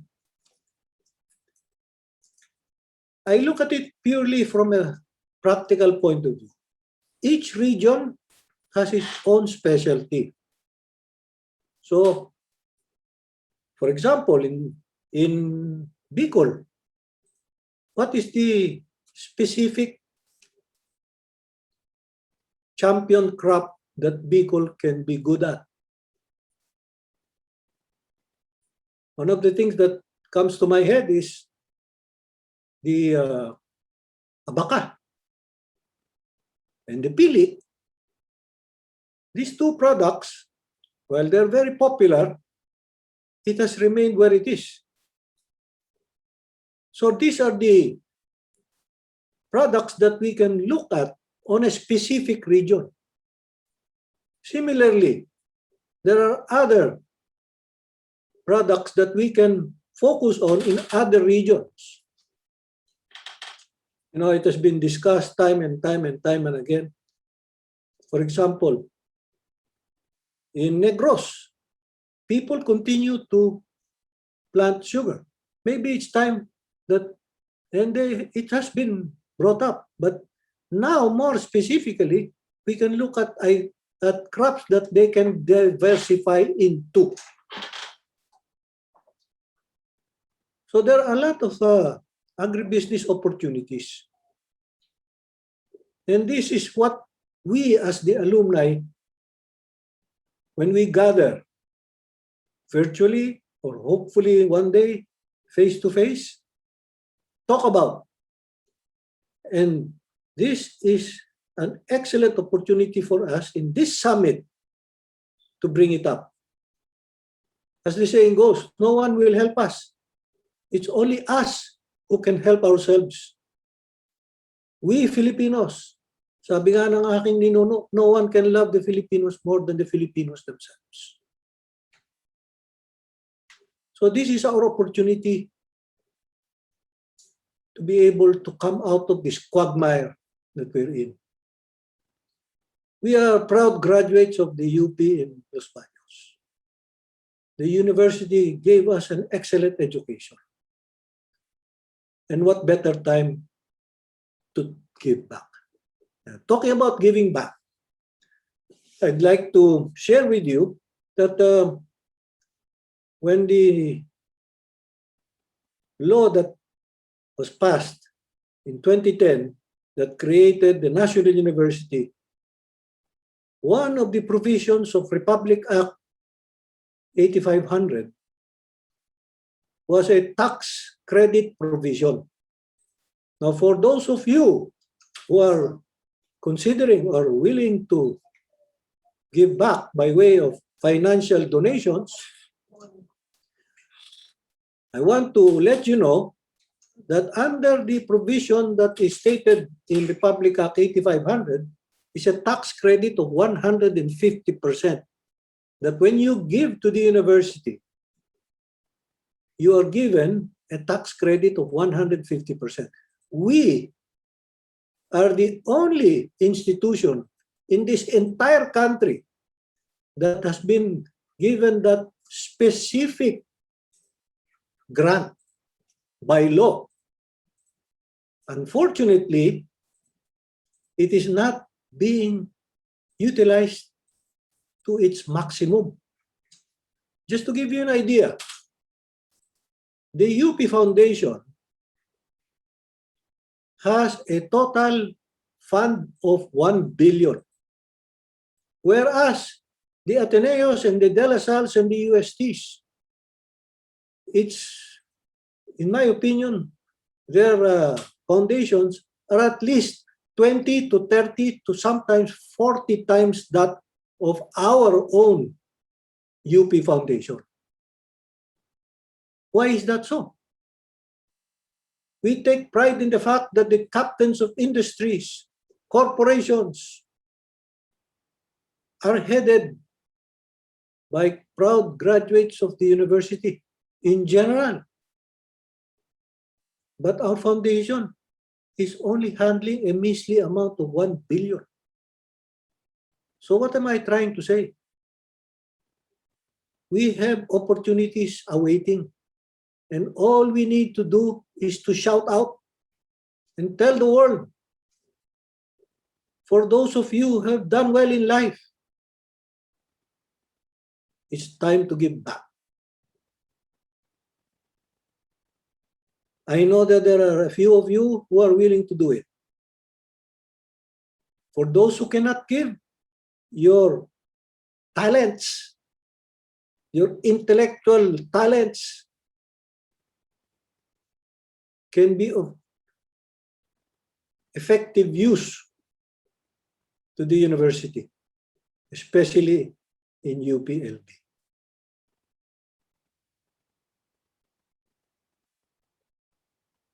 The youth are waiting for us to show them the way. They are challenged today. Our students are challenged. So let us help them. Let us provide them the tools to be able to receive the same education that we all received as students in our time. Equally important,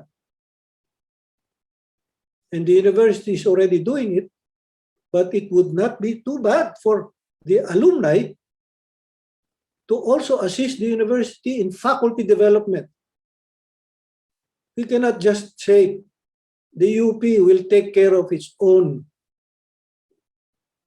young teachers to take the masteral and ultimately their doctoral studies.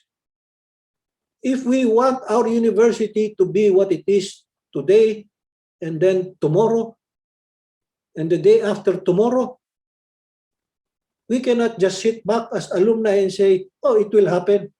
It doesn't work that way. We have to get our hands dirty to push and to make our university not only the UPLB that was great then, it is our responsibility to see to it that our university in Los Baños will be greater today and tomorrow. The greatest asset of UPLB is us, the alumni. The future of our university is in our hands. We must harness the power of the alumni. And I congratulate the organizers of this summit for putting us together, because together we will succeed. In unity there is strength, as the saying goes. We must make sure that the great traditions of the UP continues to be strong, alive, and sustainable. The concept of service must continue to be alive and vibrant. We must continue to harness the power of our alumni. Let us shake the money tree. The more we shake, hopefully the fruit will fall so that we can be of greater assistance to our students, to our faculty, and to our society. That is our responsibility. So collectively and individually, we can be proud of who we are, because it's at the end of the day, we owe it to UPLB so that we can continue to make the UPLB, the Los Baños spirit, strong and kicking. So I'd like again to congratulate the team that put this summit together. Rest assured, we have started the long journey to success. The journey of 1,000 miles starts with the first step. This is the first step. With that, I'd like to thank you all for listening to my little reaction. I thank Chancellor Dong for this opportunity to join you, to Dr. Emil Javier, and to my best friend, Captain Manny. May you all have a good day and God bless you. Thank you. Thank you. Thank you very much, Regent Francis Laurel. It was more than a little sharing that you've done. Indeed, you have challenged the alumni to be much more strongly engaged, and you have made some very valuable suggestions on that as well. Well, at this point, I would like to just say that partly in response to Regent Laurel, we owe a lot to our webinar committee chair, Dr. Rex Navarro, who has really energetically put this series of webinars together. And indeed, I'd like to tell our audience, please follow us every Tuesday henceforth at this time, as we will have a series of such webinars lined up for you. Well, in the interest of time, and we don't really have that much time left, what I will do is to read from the question and answer box the questions that have been typed in, and happily at least one has already been answered. So again, if you do have questions that can be quickly answered by any of our panelists or our Chancellor typing in, please feel free to do so. But let me just start with an anonymous question or comment that comes from somebody obviously from UP Visayas in Iloilo. Sabi niya, UP Visayas with strong alumni support just recently announced their pioneer law classes. And it only took them 4 months to establish that curriculum. So the challenge, I guess, for UPLB is, we need lawyers and medical doctors with UPLB branding. So can we do that? So I will read 3 questions at a time before we ask for responses. Dean Ino Lansigan of our College of Arts and Sciences, of course, he's thanking President Manny specifically for his thoughts on mobilizing the alumni to help UPLB.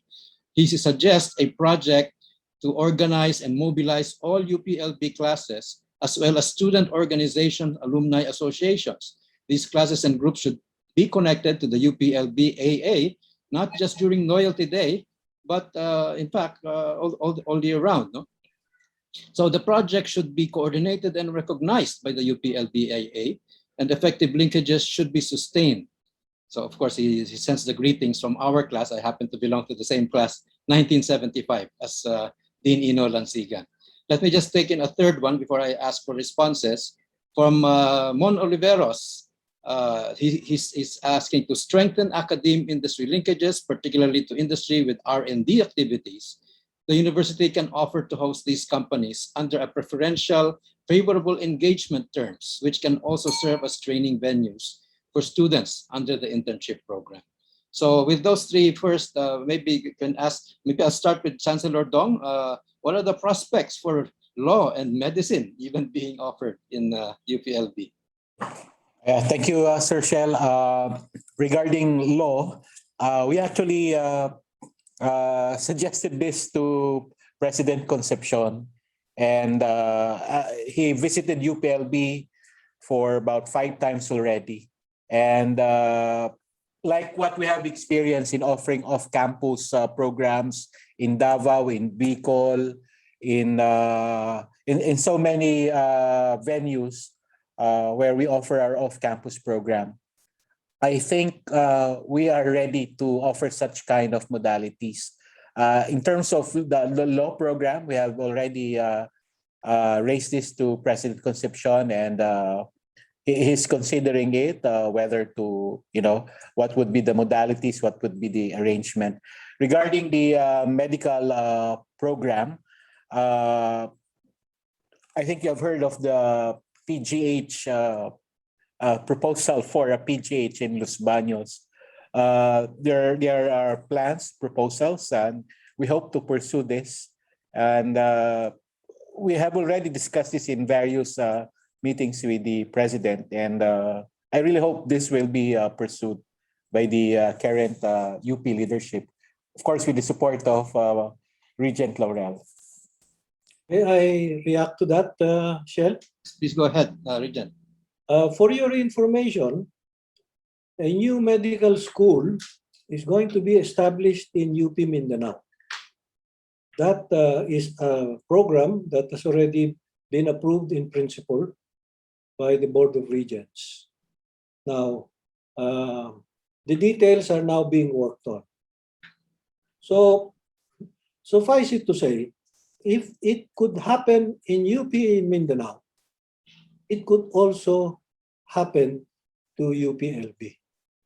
Now, of course, the main supporter or main ingredient in that new medical school is the city of Davao. So, what I'm trying to say is, if we were able to get it done or almost done in Mindanao, UP Mindanao, I don't think it's going to be a problem in Los Baños. The key there is getting the proponents together. Yes. So I don't think we'll have a problem in getting the cooperation of UP Manila by way of PGH to support us in Los Baños. What we need there is a group to push for the teaching hospital, because if you have a college of medicine, you need a teaching hospital, and that takes a little capital. But having said that, I believe that we have the wherewithal to be able to gather financial donors, either from the private sector or ultimately if we can get funding from the government sector, because the medical sciences, especially in the field of in this field, is a necessity. It's obvious, no? The health and wellness of our Filipinos in that particular side of Region 4 is quite significant. So that's I just want to share with you what's been happening lately. Thank you. Thank you. Thank you for that. Let me go to the second one again. That was the suggestion, in fact, of Dean Ino Lansigan. This is directed, of course, to our president of the Alumni Association, engaging the UPLB classes, especially many of them are actually well organized. Some even have SEC registration. And of course, the alumni of the fraternities and other campus organizations. Maraming very active yung alumni groups ng mga organization na yan. Okay.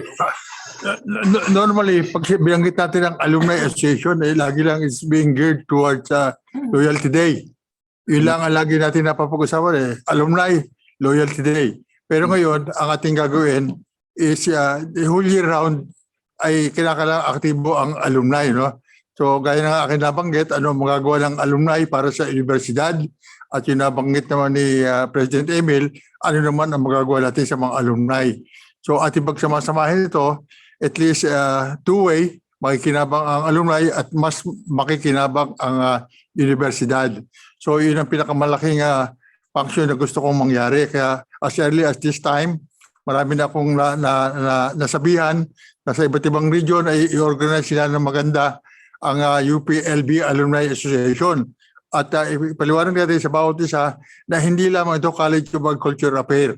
So as of now, marami na ang nag-comment, marami na nag-react, at nagulat ako na as of now ay meron na agad 8 nominees na pumasok sa akin para sa next year Loyalty Day. So nagulat sila na ang mata ng mga selection committee ay hindi lamang nakapokus sa tabi-tabing probinsya ng Los Baños, mana pa sa buong Pilipinas at higit ay globally. So nakakatuwa rin na as early as this time ay nag-react na sila. So the Alumni Association na we're trying to move on is hindi lamang po-focus natin sa Loyalty Day, mana pa ay sa lahat ng affair, sa lahat ng kanilang maitutulong at sa ating maitutulong sa mga alumni. So yun ang ating konsepto ngayon ng ating Alumni Association, at nakakatuwa na marami nagre-react at marami ang tutulong. So if I can only show all the messages, ay marami ang natuwa na nalaman nila na ang ating mga awardee na pinamimigay ngayon ay talagang pinipili natin sa iba't ibang panig ng bansa, at lalong-lalo na ay globally. Meron tayong mga na-award ngayon na hindi lamang taga ito sa Pilipinas, mana pa ay nasa ibang bansa, that they excel in their own field. At sila ay nagmamalaki that they came from the UP Los Baños. Ilan po. Thank you, President Manny. Well, maybe a quick response from Chancellor on this suggestion of Dr. Mon Oliveros. Yes, sir. I hope Dr. Romel Carlos is joining us, because that exactly is the one program that is being launched at his office. The office is Technology, TTBDO, Technology Transfer and Business Development Office. So yes, Sir Oliveros, we are pursuing this. We will be pursuing this, and there are already initiatives to start these kinds of programs. And as regards Sir Shell, I wish we could have more time to discuss the proposed agri-industrial park. Now when it's last reading, some kind of last reading, or we still need the approval of the President for endorsement to the Board of Regents for the establishment of the agri-industrial park. That has been a feasibility study was already completed by the SGB, the PPP, the public-private partnership. So we hope the President will endorse it. We hope to discuss this proposal by the end of the month for endorsement to the Board of Regents, because it still needs to undergo the approval or endorsement of NEDA ICC for possible funding or investment proposals. Thank you, sir. Thank you, Chancellor. In fact, yung dalawang susunod na question relate to the science park, no? The Science and Technology Park. One from an anonymous attendee whose primary suggestion is, how do we, so question I guess is, how do we improve and add additional infrastructure and buildings, clean the place to minimize the animals and excrements on the road and improve the internet service in the area. And improving the management of the science park will rightfully instill a feeling of being in an industrial or economic park.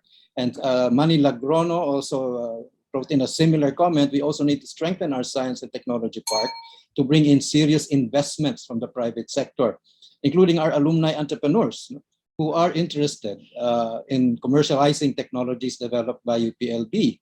And the students, faculty, and researchers could be directly involved in establishing or even start up companies and train them to be entrepreneurs, allow them to learn about industry trends, and one good way indeed, as it says, to future-proof our university, as you point out. And let me just read a third question typed in. Are the alumni who are now successful entrepreneurs aware of the 150% tax credit? Maybe the UPLB-AA must see to it that this info is well known for the sake of the facilitating more donations. No? So again, by the way, on this agri-industry park, I am reminded of Regent Laurel's strong advocacy for this as well. No? And given his close linkages with Japan, I think a lot of Japanese investments can indeed be attracted there. So let me go on. Dr. Johnny Sangalang says, I think UPLB should have an active effort to link with industries and private sector, not only for students practicum or OJT, but also for research activities. Alumni can facilitate this, and the memorandum of agreement or understanding could be forged.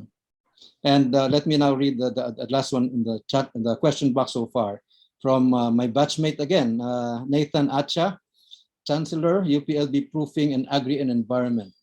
There is biblical prediction of great famine, on top of wars, pestilence, and earthquakes. So we developed the only land we develop only land agriculture, but barely touching sea agriculture. Large areas of gulfs, bays, and free from big waves and between islands. Furthermore, to produce more food and income versus the Great Famine, we in Batch 75 are looking to sponsor in UPLB a new course in water engineering for irrigation, potable water, drainage, power, floating fish cages, seaweeds, and other plants for fertilizers and others. So this is, in fact, a continuing discussion we've had in our Class 75, which, by the way, Chancellor Camacho spoke to just last weekend.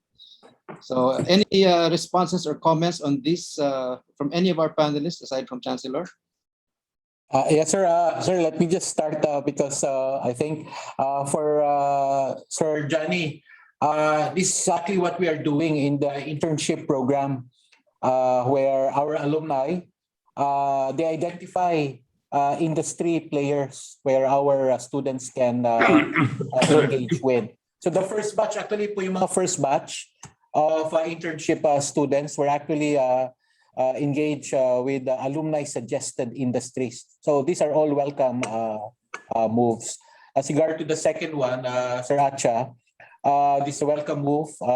Again, as I explained in the mentioned in the presentation, we wish that our alumni can contribute even in curriculum development. Thank you very much, sir. Hindi naman, sir. Apple. Thank you. Some of the questions, by the way, have also been directly answered, typed in by some of our panelists, and So again, let me go to some of those that were put into the chat box. No? Comments or questions from Mr. Floro Francisco. He was talking about what can we say about inefficient land use planning that we have. So much of our agricultural lands have been converted into industrial zones, with Laguna being a prime example. Is there something we can do about this? I guess must be from the university's perspective or from the alumni perspective. And well, he additionally adds that ang bagong joke ngayon ay huwag na magbenta ng palay. Mas mabuti magbenta ng kanin dahil sa Jollibee, 25 pesos per cup. Ano? So I think Javier's comments precisely address this about the need for farmers to be part of value adding, not just not be content with producing palay alone, but go beyond the farm gate in their involvement in the economy. Gus Molina also indicated that very few UPLB alumni are financially successful like those from Ateneo and LaSalle.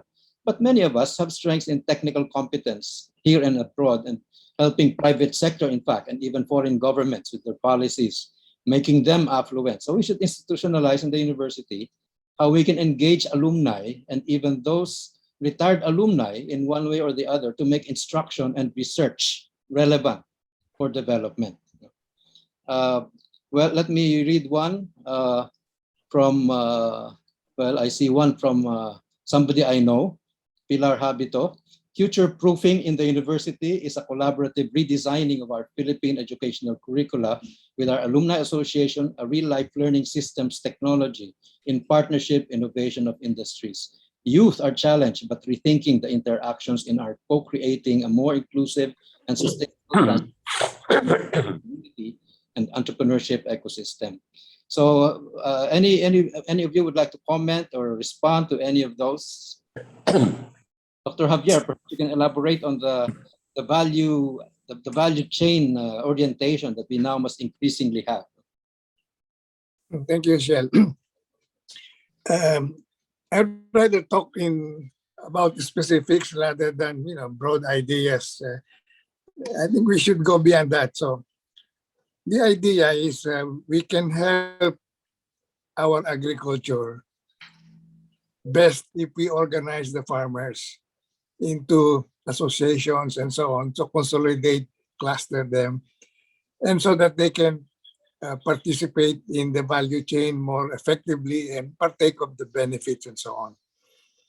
Okay, so general principle. But we know that the COCO levy funds provides for supporting coconut-based cooperatives. And there are thousands of them. Many of them are floundering, but some are successful.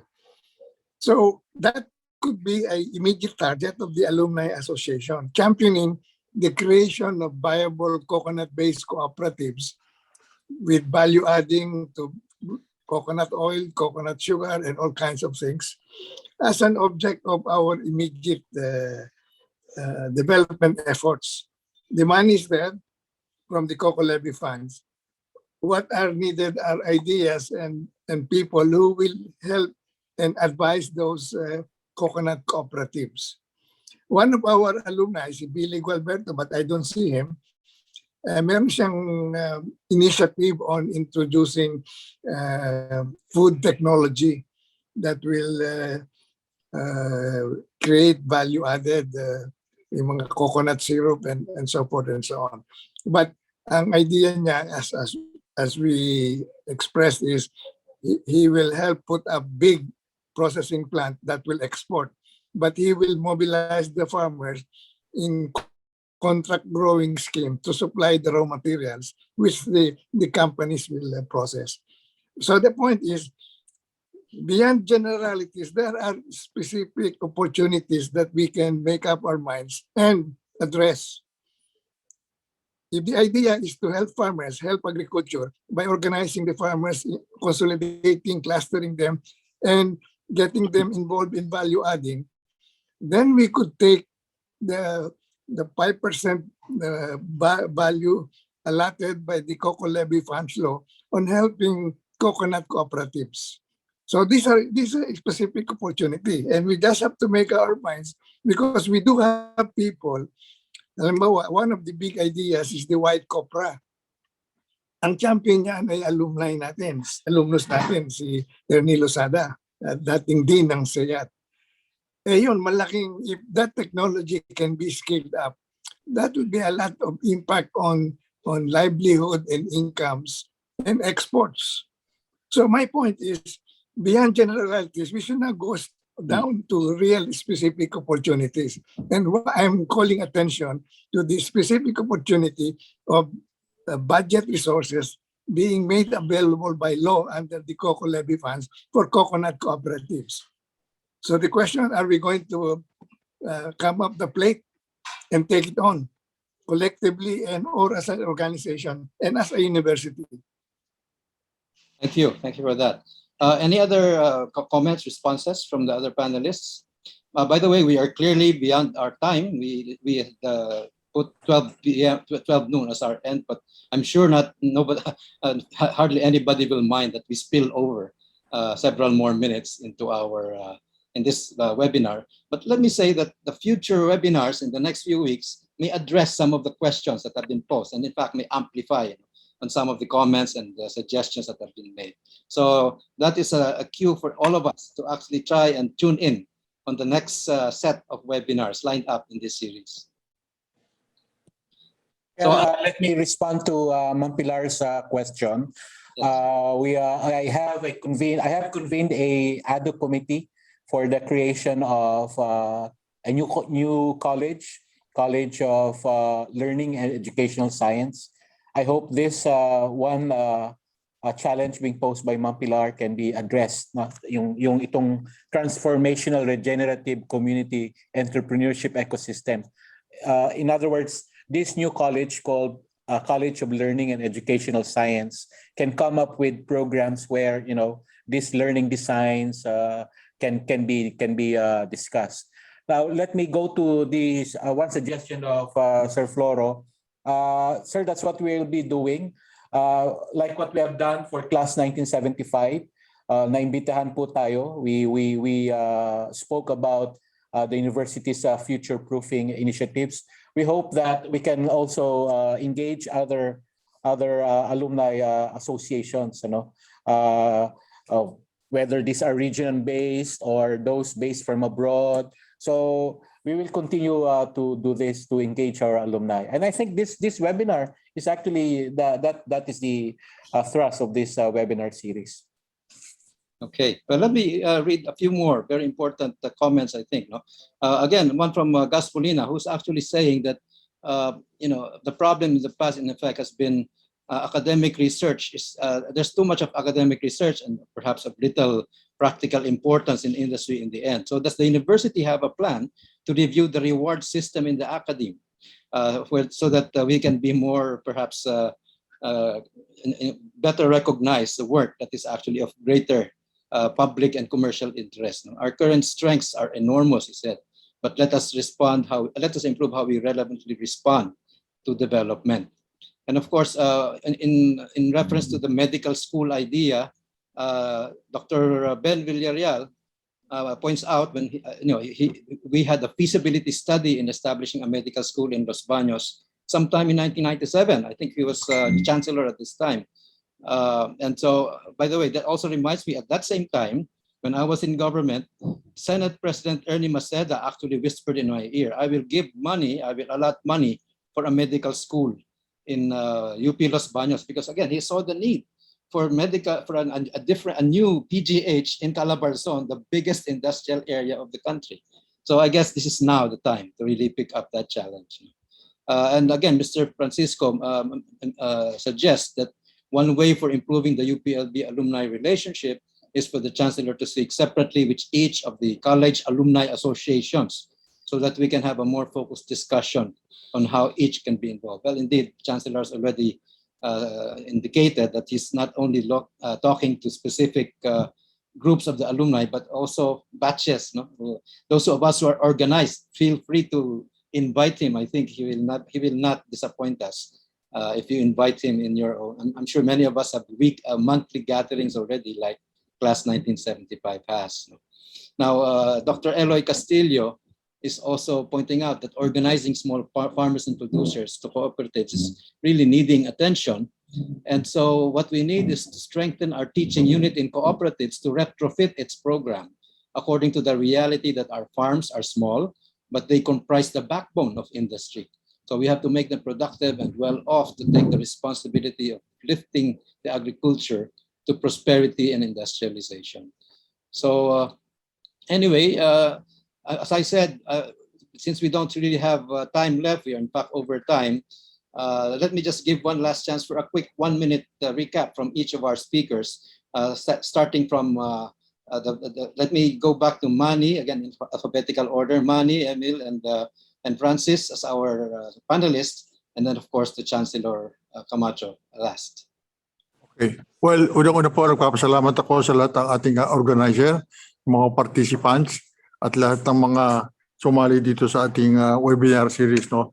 So, gusto ko lang pong i-plug in na pagdating ko po sa pag-handle ng UPLB-AAA, ay napakaliit naman po ng pondo. No? At in fact, yung mga kukunting gastos namin ay galing sa batch 70. So sabi ko, instead na ako'y manghingi sa ating iba't ibang mga ka-alumni, ay naisipan namin na magkaroon ng raffle this coming March. No? So kaya nga ini-introduce ko ngayon sa lahat po ng mga participant, ay make sure huwag kayong magtatampo kung kayo mapadala ng ticket. No?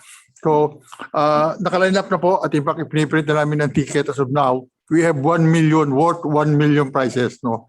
So unahin ko po ang kotse, Bios, automatic ay bibilhin po natin kay Regent Laurel sa napakamurang halaga. No? So ano po ay hindi naman magtatampo si Regent Laurel kung babayaran natin ang pool. Baka sabi na iba, baka naman kalahati na lang po bayaran ni Regent Laurel. No? So ang ikalawa po ay Honda motorcycle na yun po ang kailangan ng mga either empleyado o mga estudyante kung sakali sila mananalo. At ang pangatlo ay 55 inches TV, two-door refrigerator at lahat po ng mga consolation prizes. No? So kanina po ay tinotal namin ni Eileen and it costs 1 million. So ang ating napagkasunduan, ang ticket po will cost only 500 pesos. Hindi naman masakit sa bulsa. Kung kayo po ay nabigyan ng ilang booklet na nakakalaga ng sabihin na natin ng mga 10,000 o 20,000 para lamang kayong nag-donate sa Alumni Association. And the proceeds of Alumni Association ay hahati-hati, not equal sharing naman po. No? Depende po sa may bibenta na lahat ng colleges. No? Unlike before, na laging ang mga raffle ay nauuwi sa UPLB-Alumni Association. Ngayon po ay kasama natin ang lahat ng Alumni Association ng 10 colleges.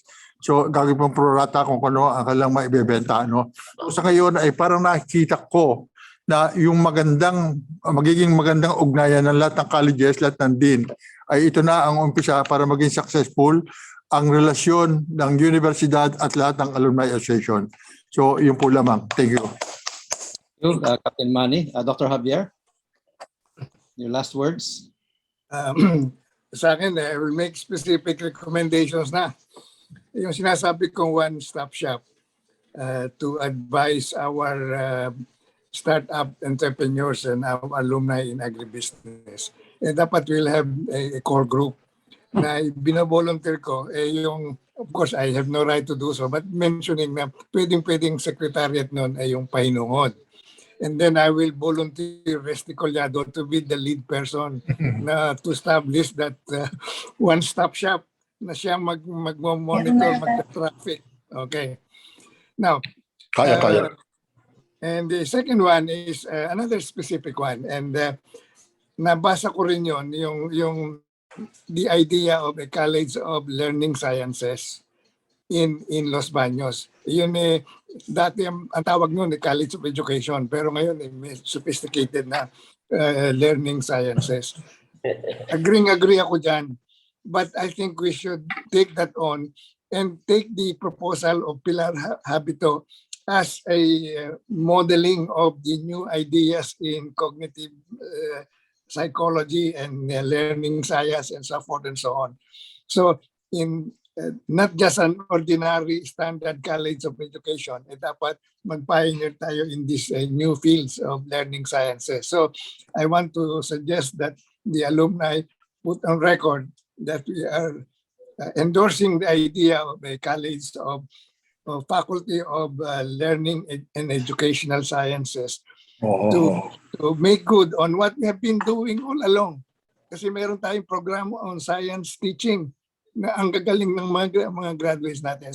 So I propose that we put on record that the Alumni Association is in full accord for the establishment of the Faculty of Education and Learning Sciences. And pangatlo, Captain Manny, bibili ako ng 100,000 worth of tickets para doon sa ating Thank you. I'm good for 100,000 worth of tickets. Okay, we'll make sure kayo makakakuha ng bios. Magaling.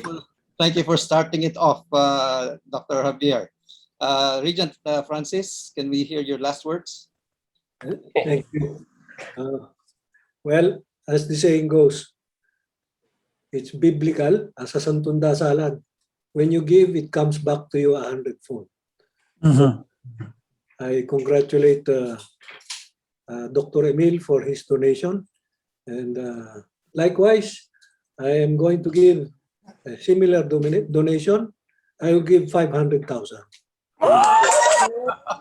That's my, I will purchase 500,000 of tickets. Pwede ako ano? Pwede ko magsalita. Ay, meron hong baby dito. Pakibidyo, magbibid si... Sandali lang po ha, may sisingit lang daw. Baka magtampo. Ayun, diba? Ano sir, magkano? Well, what I just would like to inform the panelists that I just had a commitment, not our alumnus, but an alumnus of UP Diliman, a very good friend of Regent Laurel, Tony Toralba. And we are now working hard, and I hope the good Chancellor will assist us in regard to RA 8500. 8,500, sir. Because he was mentioning about several millions from his various group of companies he owns. And I brought with me Dean Amongo, our Associate Dean Marion Castro, Dr. Sundo, and the rest, and myself. And we were able to obtain his commitment, only that he would like that the agreement between UP Los Baños and his group of companies will materialize so that he could immediately release whatever funds he had at the moment. I am happy to note that because actually he is the #1 donor of our effort to raise funds for the less privileged SIAT students. For all you know, perhaps our SIAT Alumni Association is the richest Alumni Association college in UP Los Baños. And I would like to thank the panelists, particularly Regent Laurel, and of course I know Emil Javier. We were together when he was still single at that time. And their words have inspired us so much to work harder in order to be able to attain our objectives. The fact that it was Emil Javier, when he was the president of the UP system, that made UP Diliman a billionaire. Although his initiative at that time, he was criticized by no less than some senators in the upper house, but it did succeed, and I hope what he did to Diliman would be done to UP Los Baños, because I understand that we have a science park which accordingly it's 150 hectares. That's more than enough for the technology transfer. Perhaps we could also apply the same objective as what he did in Diliman. And Regent Laurel mentioned about putting up 500. A convention center with a capacity of 1,500. And so I said, there should be a hotel also, because I've been involved in so many conventions all over the country. And the first thing that we do is to find out whether there is available accommodation for the delegates. And on that basis, we should have also a hotel that will accommodate those delegates. Thank you, sir.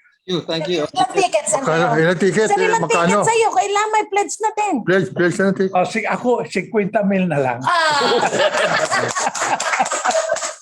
Well, let me just Rates as those people, ha?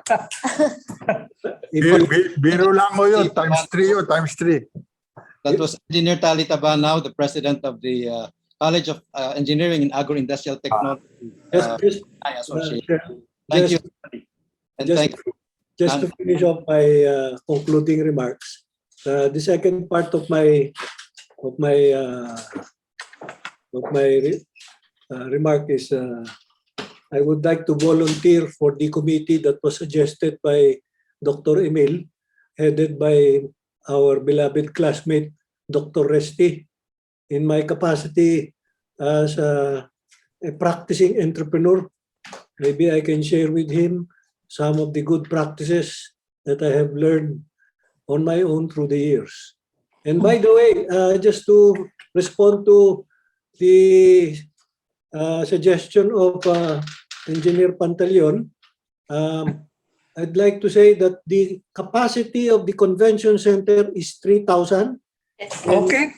And definitely there is in the plan to put up a hotel.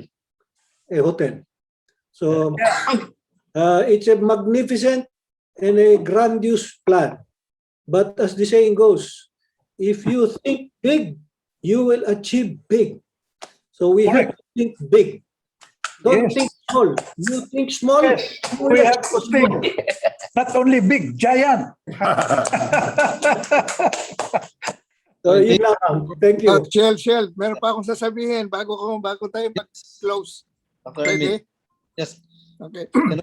Chancellor. One of the real big projects that the alumni should really commit is yung idea nila Regent Francis for a really an alumni center to go with our industrial park. So yan sa akin, yun ang talagang home run natin, and that should be our long-term ambition to put up a alumni center and really the industrial park. And related to this, and now I'm reminded by Tali, kasi yung ambition natin as a university, we want to continue to be the leading agricultural university of the land. And I think that's something that we should hold on and persevere on. But our next ambition, which can be bigger, is that we are going to be the prime engineering university of the land as well. We have made a good start. Our performance in the board is second to none. So siguro, Regent Francis, part of the attraction is attracting engineering design companies to locate in our S&T Park nearby our alumni center, because they can have a continuing supply of the best engineering students of the land. Yeah. So dapat yun ang na we really should aspire to be an engineering university as well. Because that will mean that our relevance to our land will be far more than what we have been traditionally associated with agriculture alone. So dapat pagkabit-kabitin natin ito na one of the attraction is for attracting locators, engineering design companies, because now we assure them of continuing supply of good engineering students, computer science students, and so forth and so on. Well, thank you very much. I will have to, with all due respect, I will have to really cut it short. We cannot afford long discussion. But remember, we have another set of webinars coming before the summit itself. So this is the chance for all of us to further amplify on these ideas. So I'd like to give our Chancellor the chance for his brief last words as well, before I try to wrap up and synthesize this meeting. Yeah, thank you, Sir Shell. I'm extremely happy for this initiative that we have started. And I hope that we can continue with our alumni, engage with our alumni in further future-proofing this university. Sir, just to respond quickly dun sa mga comments ni Sir EQJ. Sir, the land grant is also an important resource of the university. So yung not natin, ilalagay na rin po natin yon. Umpisa na rin po natin yung coconut plantation, industrial plantation. Sinishare lang ho namin itong land grant. Nakashare ba, Kwan? So, umpisa na po natin yung pagbisita dito, mga day tour group, one day tour sa land grant para maumpisahan po natin talaga na ma-harness itong land grant natin with the support of the alumni. Thank you very much, sir. Thank you so much. And of course, as I said, much more chance to see more details of this in the next series of webinars. Before I say my little wrap-up and synthesis, I'd like to remind everybody to please, before you log out, to try and fill up that evaluation form. But look at the chat box, because the link to get to that evaluation form is there. We would love to hear your feedback so that we can continue improving the webinars as we go along. So I will not make an attempt to summarize the proceedings. I think it has been very rich, but maybe I can just focus my closing remarks on my synthesis rather, on what I've seen in my own experience, professional experience, as the modes for the linkage between industry and academe. Of course, the most obvious, and that's been mentioned a lot, is the on-the-job training of students, usually seniors, wherein our students are immersed in industry. And hopefully it's the alumni themselves who can facilitate this, because many alumni are in fact captains or leaders of industries, or they can volunteer their industry organizations. But the other part of it is also OJT, I would say, of faculty. Another idea that's come up in many forums I've been to is for faculty members to actually spend 2 weeks, maybe even 2 months in an industrial setting, so that they actually get hands-on experience and perspective, so that they can be more relevant to their students. In one particular study I was part of, we discovered that university professors in banking, some of them had never been inside the back room of a bank. Doon lang sila sa harap ng teller. So again, there really has to be a more perspective in faculty themselves. A third one, of course, is industry practitioners to be invited to give guest lectures, or even perhaps for a whole semester be a visiting professor. Engineers, for example, can help our SEAT, and experts from other colleges can do that as well. So they can help teach. Industry practitioners can actually help teach in a more relevant way. Of course, the other area is curriculum formulation. When the universities develop our curriculums, it's important that industry people are there to be able to tell us what is relevant to their actual needs. That goes the same for research agenda formulation, because many universities have a formal research agenda. And when that is formulated, it is best to have industry participating to tell us what kinds of research are really needed commercially and in the real world. Of course, part of the linkage would include funding by industry of specific research, especially those that they see to be benefiting them directly.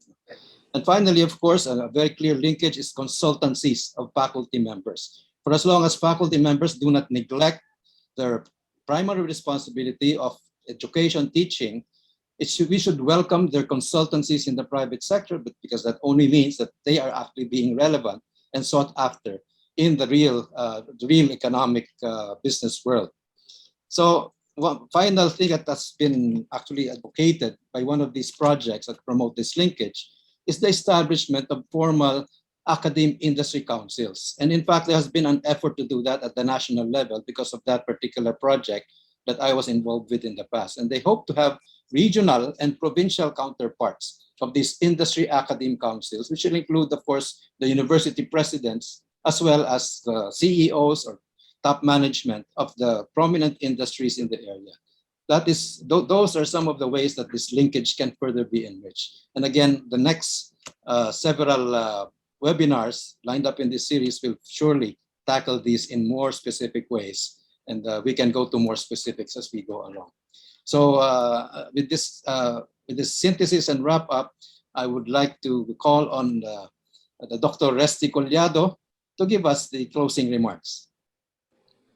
Tanghali na po, pero babati pa rin ako sapagkat alam kong maraming mga co-alumni natin ang naghintay, sumali at nagbigay na kanilang panahon para makasali sa ating webinar. Unang-una po, gusto kong ulitin ang pasasalamat kay Dr. Emil Javier, kay Regent Francis Laurel, at kay UPLB-AA President Manny Barradas. By the way, I am proud to say that the last two gentlemen are my classmates. Salamat po, Chancellor Camacho, for opening wider the door for us alumni. Kaya naman po kami ay very happy na pumasok at makisali sa inyong mga programa. Tama po kayo na sinabi ninyo na ang mga alumni ay active. Kaya lang po, na mga nakaraang panahon, ang nangyari po ay parang isang orkestrang kanya-kanyang tugtog. Hindi po natin narinig ang tunay na musika. Walang harmony. Para din pong army, kanya-kanyang barilan, kuminsan shotgun, wala pong definite na tinatamaan. But ngayon po, under the leadership of our friend, Captain Manny Barradas, ito po ang pinagsisikapan naming magawa in unison and together with all alumni associations. Everybody now has a sense of participation in whatever we do and whatever we decide on. Since ang inyo pong lingkod ang bagong Pangulo po ng College of Agriculture and Food Science Alumni Association, kami po ay mangunguna sa sinasabi ni Captain Manny na una nating priority, and the first priority, I agree, is to solidify our alumni into one unified body.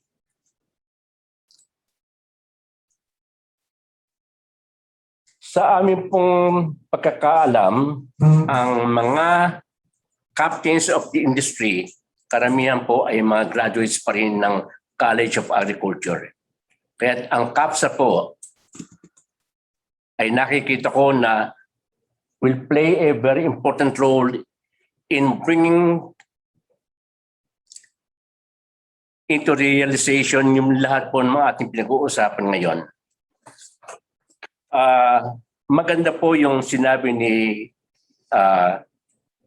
Dr. Shell Abito na yung OJT and harnessing our alumni as mentors.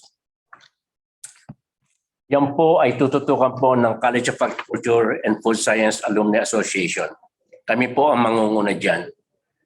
At dito po ay dadagdag ko ang isa pa. Bringing our mature technologies into the open market. Let us commercialize them.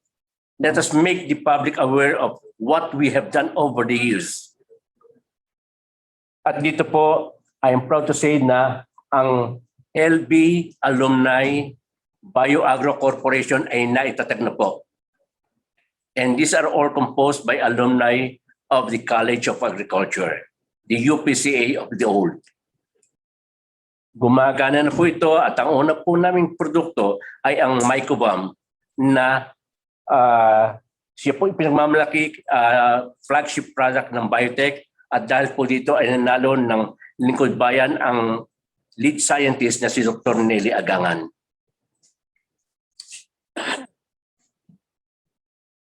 Alam ko po na marami pa tayong dapat na gawin, and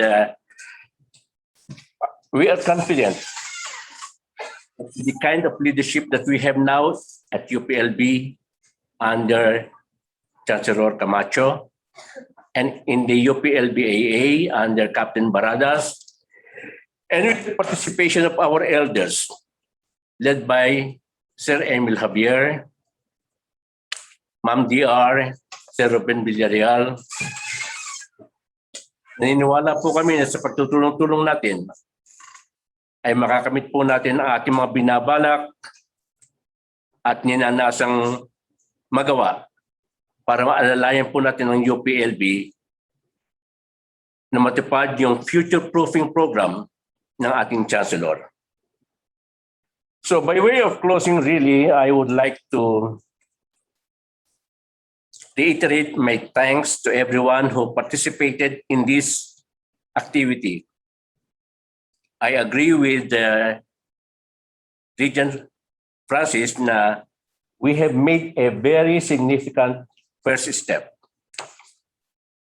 Ito pong webinar nito ay humiliti sa mga isipan ng ating mga alumni. At I think they have become interested now seeing the opportunities and the possibilities. At ito po ay pagtutulong-tulungan natin. At bago po ako tuloy ang magtapos, gusto ko po pasalamatan ang mga tao dito sa OAR under Dr. Eileen Mamino. Po naging puno abala. Sila po lahat ang nagasikaso nito. At kami po ay tumatanong ng utang loob sa mga OAR ladies. So muli po, maraming salamat at hanggang sa susunod po nating webinar sa susunod na Martes. Over 5.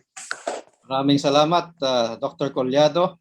Indeed, as the summit chair, he has been giving great guidance to this webinar committee. So on behalf of the webinar committee, chaired of course by Dr. Rex Navarro, and you'll see more of him in the succeeding seminars, and also the members, Dr. Mayra Borines, Dr. Eileen Lapitan, Professor Arlene Gutierrez. Thank you for making this kick-off webinar truly successful, and we look forward to more of this in the weeks to come. Please join us, and again, please don't forget to the evaluation form, and please help feedback to help us make this webinar series better. Maraming salamat, magandang araw sa ating lahat, at God bless us all.